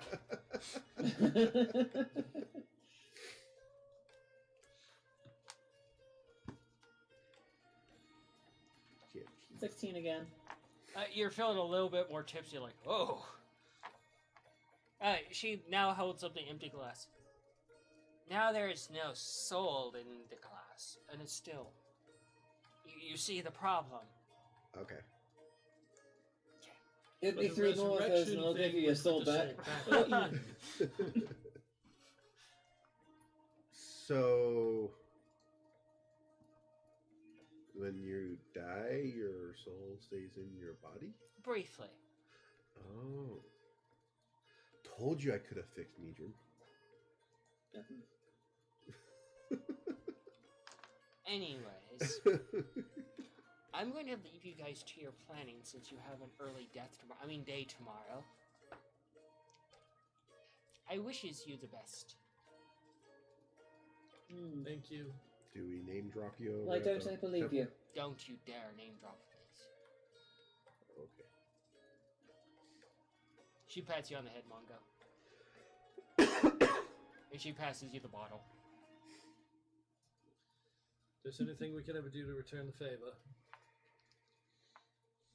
Do bring me more entertaining stories because I would like to write them down. Once we have the contract done, you'll have the story first. Oh, Exclusive goodies. rights. Oh, even better.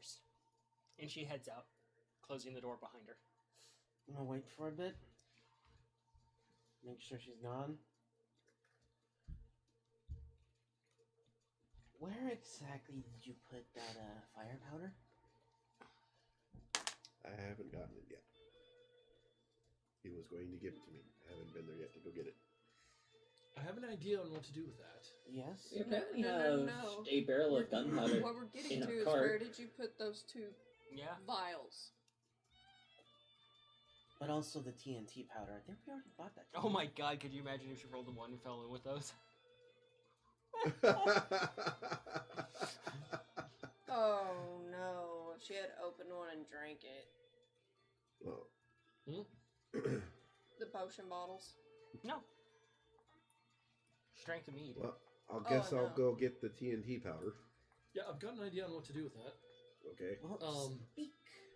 Yeah, I keep trying to. This is like the 5th time that I've tried, but somebody else keeps jumping in. Well, I'm. No, I do have a confused. question. This is more of a DM question. Okay. Go ahead, Augie. What if we were to mix the gunpowder potty keg that we have with the TNT powder? You might have a very interesting explosive. That comes down to your tinkering boy over here. Fantastic. Not Okay. quite what I had Because then in we mind. can make it last a little bit longer and we can make a few more charges. Yeah. Anyway. I want Tom, to hear his idea. go ahead. Then shut up! Mondo, go ahead. Okay, so... Anyway. Motherfucker. Mongo, speak. Everyone, shush. Mongo, Yeah. go. Go ahead, Mongo. Everybody's eyes on Mongo. Well, see, I've got the... Everybody at home, watch Mongo. Oh, wait, Go no, it's ahead. Jesse. Sorry. Now I'm looking at Mongo. Fucking hate you all. Why? We're just giving you the floor. Come on. Yeah. So I might... This is the part that gets really dangerous. I might need your help with this part. Because I've got the fire one, and we shatter that in... Boom. Happens. But what if we Supposedly. grab the stuff that you have to go pick up Uh-huh. and put that around it? Potentially much bigger boom. And then we, just for shits and giggles and fuck yous, we go to those religious guys, get them to bless, I don't know, a handful of ball bearings, and throw those into the mix as well. Where he's going with this. A holy I don't fucking like shrapnel! that I like where he's going with this. Holy shrapnel. Mongo, I want you to roll an intelligence check. Grenade. It's a holy hand grenade.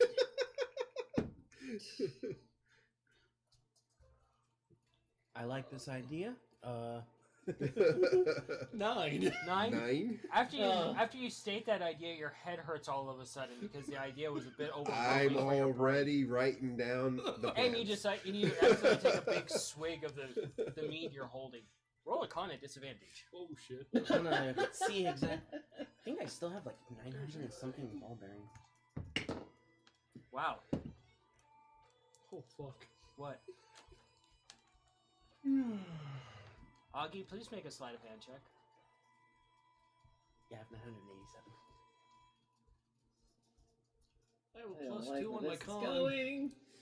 and I also rolled 17. that number on my 17? dice. So, as you see him do this, and he holds his head instantly, you see him take a massive swig from this bottle. And, no. and he instantly lurches forward and runs for the bathroom, dropping the bottle, and you catch it real quick so it doesn't spill, because that's an expensive bottle. Thank you, Augie. And he goes into the bathroom, and the door closes, and you hear retching. Just think back to the corpse. Fantastic. Does he have another hairball? And that semi-slick texture of rot over the surface of the meat. I don't actually want to throw up. No, Scav, I do believe he's giving a few souls back to the poop hole gods. We have a powder keg of gunpowder? Yes, we have a powder keg.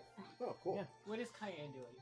She's just It's in my listening inventory, to so the we just have it. craziness of the room. Just Fuck yeah. waiting to see what we're doing. I am putting the powder keg. You don't All have it of- yet. You know, and let me You're- oh, finish you're my writing statement. a plan. Yes, Okay. I'm making plans on how to put the powder keg, the ball bearings, the thing of the potion that he's got, and I don't know how much powder he's going to give me into one Scav, thing. are you helping? I would help a bit. Yeah, I would definitely Okay. help. You can roll tinkering. Oh god, I'm gonna regret saying this. You can roll tinkering at advantage. Alright. Oh fuck. Alright, which dice? Because It my has not initial failed plan me didn't yet. involve the fucking powder cake at all. I just want to make something that I could throw. We have the jolt. The mad jolt. We're going to have grenades now. Well, technically, we have like a big explosive ballista bolt. Oh. Natural 20. Oh my Oh, god. Oh my god! So you know that classic meme of the DM throwing their papers up in the air? That little shit-eating grin he had when he turned around and looked at you. That. Natural 20. It's like right there. Oh, I didn't even touch it. I saw it. literally Like, no! building, as I think Manny That's a said a 20. little bit ago, we're literally building holy hand grenades, is what I'm understanding. More or less what it So sounds you like. get all the ball bearings together. And you also go and dig in Augie's pack a little bit. What are you doing? No, And just he let takes him out be. some of the miscellaneous shards that you just throw away, essentially, like slag. And he adds those to the ball bearings. Oh, Need fuck. more. Oh god. You And have then he not- goes over to Cayenne with his bag of things and hands it to her. So when she goes to the temple, they can be blessed. I'm giving You you wanted us to 800. bring the fucking chaos. And this has actually got a good heft to it. Probably like a good 5 pounds. I'm gonna give you 800 of my 987 ball bearings. Yes. And it's like, well, I guess you're going to the temple because he just gave you the stuff to get blessed. Yep. I'll be going with since I have to pick up the ballista anyways. Well, the place where you pick up the ballista is closed for the night. Ah, do that tomorrow then. Nighttime. So that's what we pick up along with our supplies in the morning. So, we're going to run a little bit late so you can go to the temple. I'm assuming that's where you're headed to. Yeah. Okay. Are you going along, Scav, to the temple? Yes, if there's rangers there, I could probably learn a little bit more about how to deal with said undead. And The Rangers aren't going to have a vow set. Just a heads up. That's fine, I can help with that. I will take my plans to my friend at the King Curry's Guild. Hopefully he's there now. And get that powder.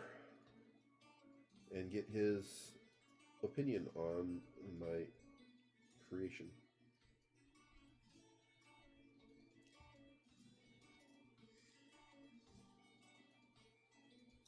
Alright.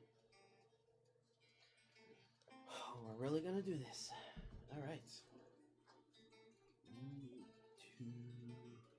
Said you take something to offer as well? Well, you're a druid, so it's pretty easy for you.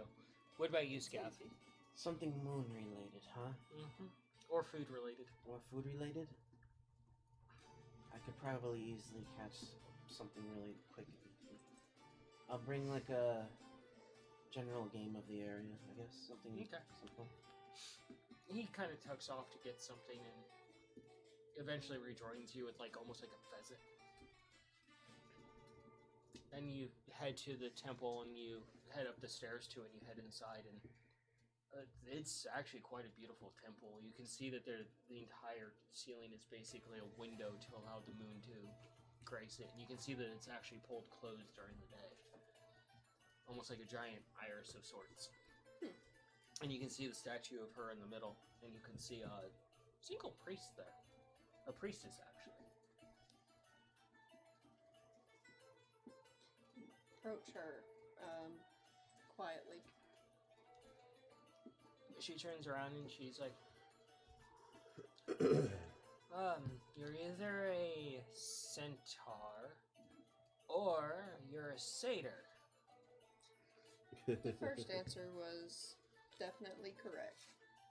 And she kind of turns around and she's a very, very she's an older dark elf, but she's very much well taken care of. Her hair's up in a ponytail and she's dressed in the elegant robes of the temple. And she looks at you and then she looks down at you like, oh, and a kobold. Hi. And welcome to the temple. What brings you here this evening? We have come across an issue that I was hoping we could get some help with. It may require a vow of silence.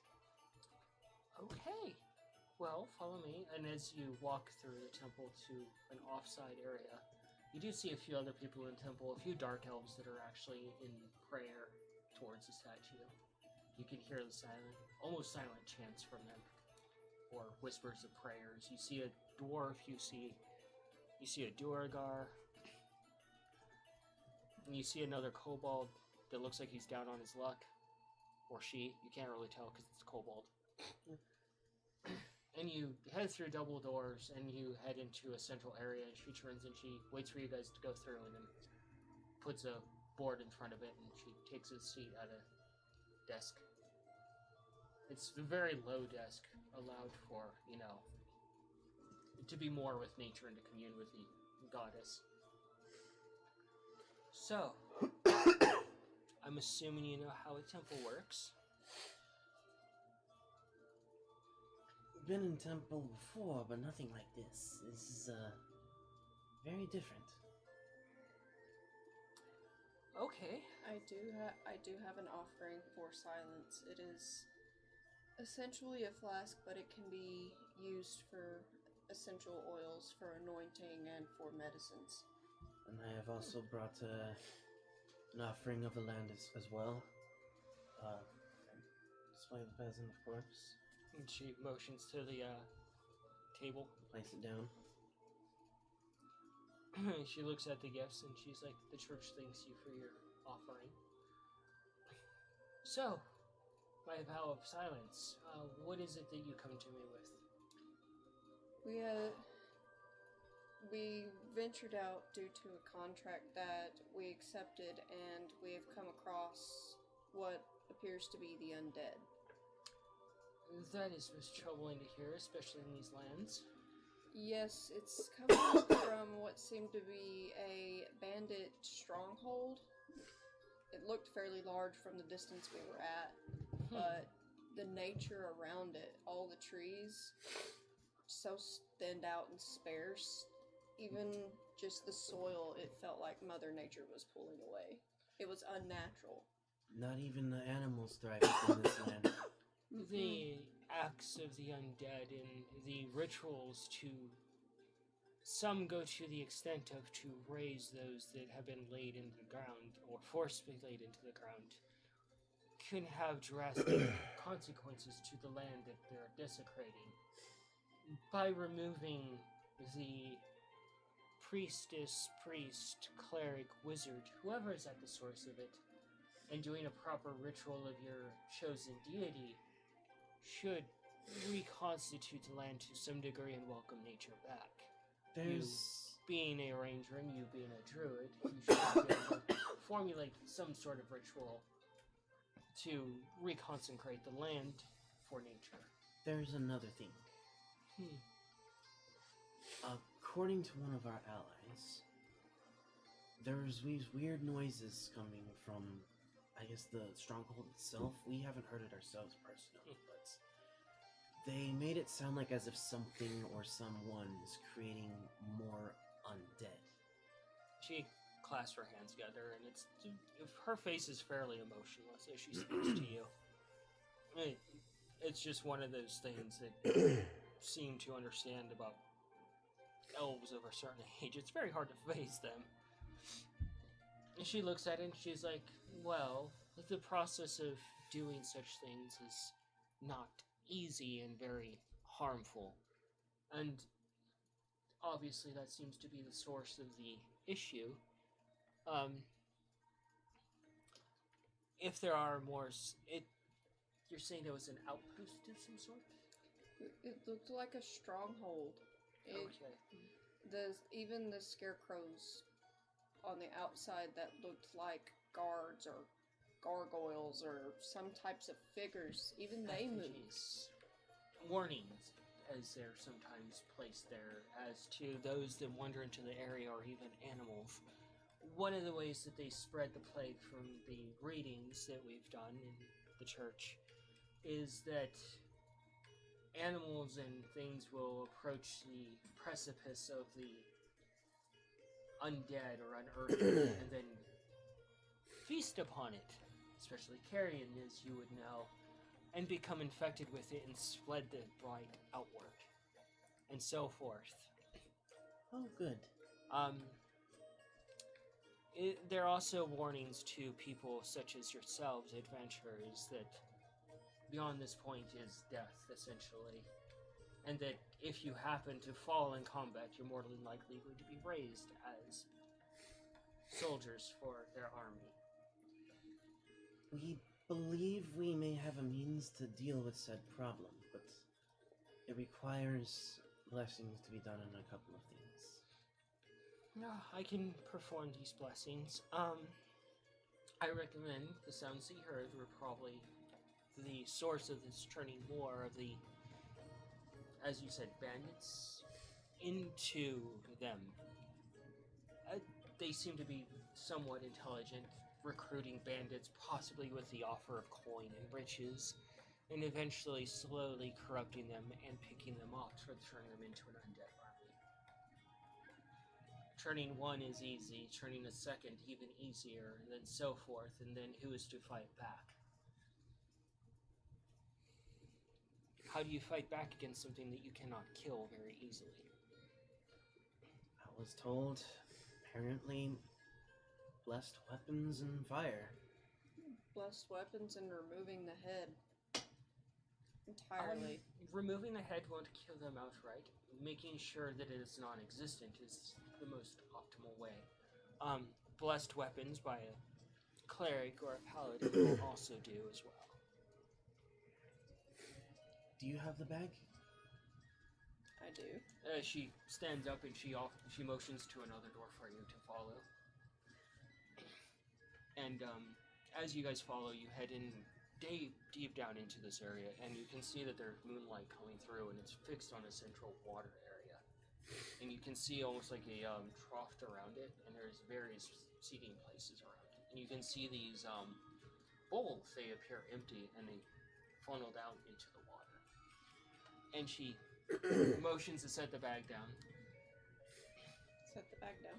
I'm gonna put my arrows there too. Okay. You can set your halberd down.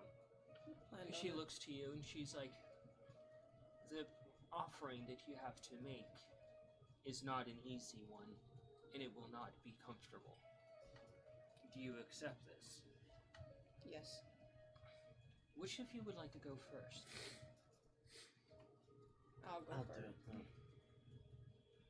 I'll do it. And just with almost like a snap of her wrist, you didn't see anywhere on her she has a long silver blade present, a long sword. And she takes you to the one of the bowls, the one on the right side, and she holds your arm over and drags the blade from your wrist all the way up to your elbow, and spills your blood into the bowl, and you see it pour off your arm into it, and then the wound just closes as the moonlight rolls over it. And she goes to you and does the same thing.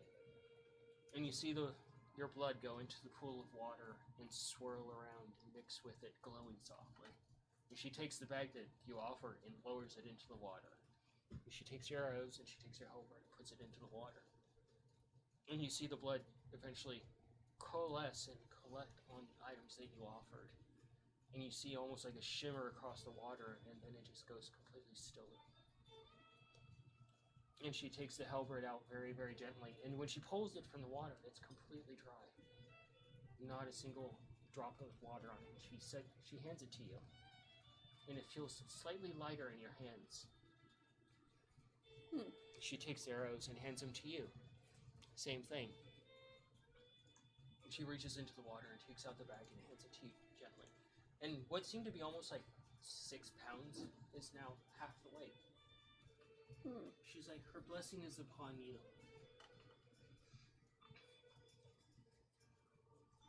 And with that, with you guys basically doing a prayer to Elistri, we're going to close out the night. Everybody, say goodnight. Good night, everybody, and hope you enjoyed night. watching.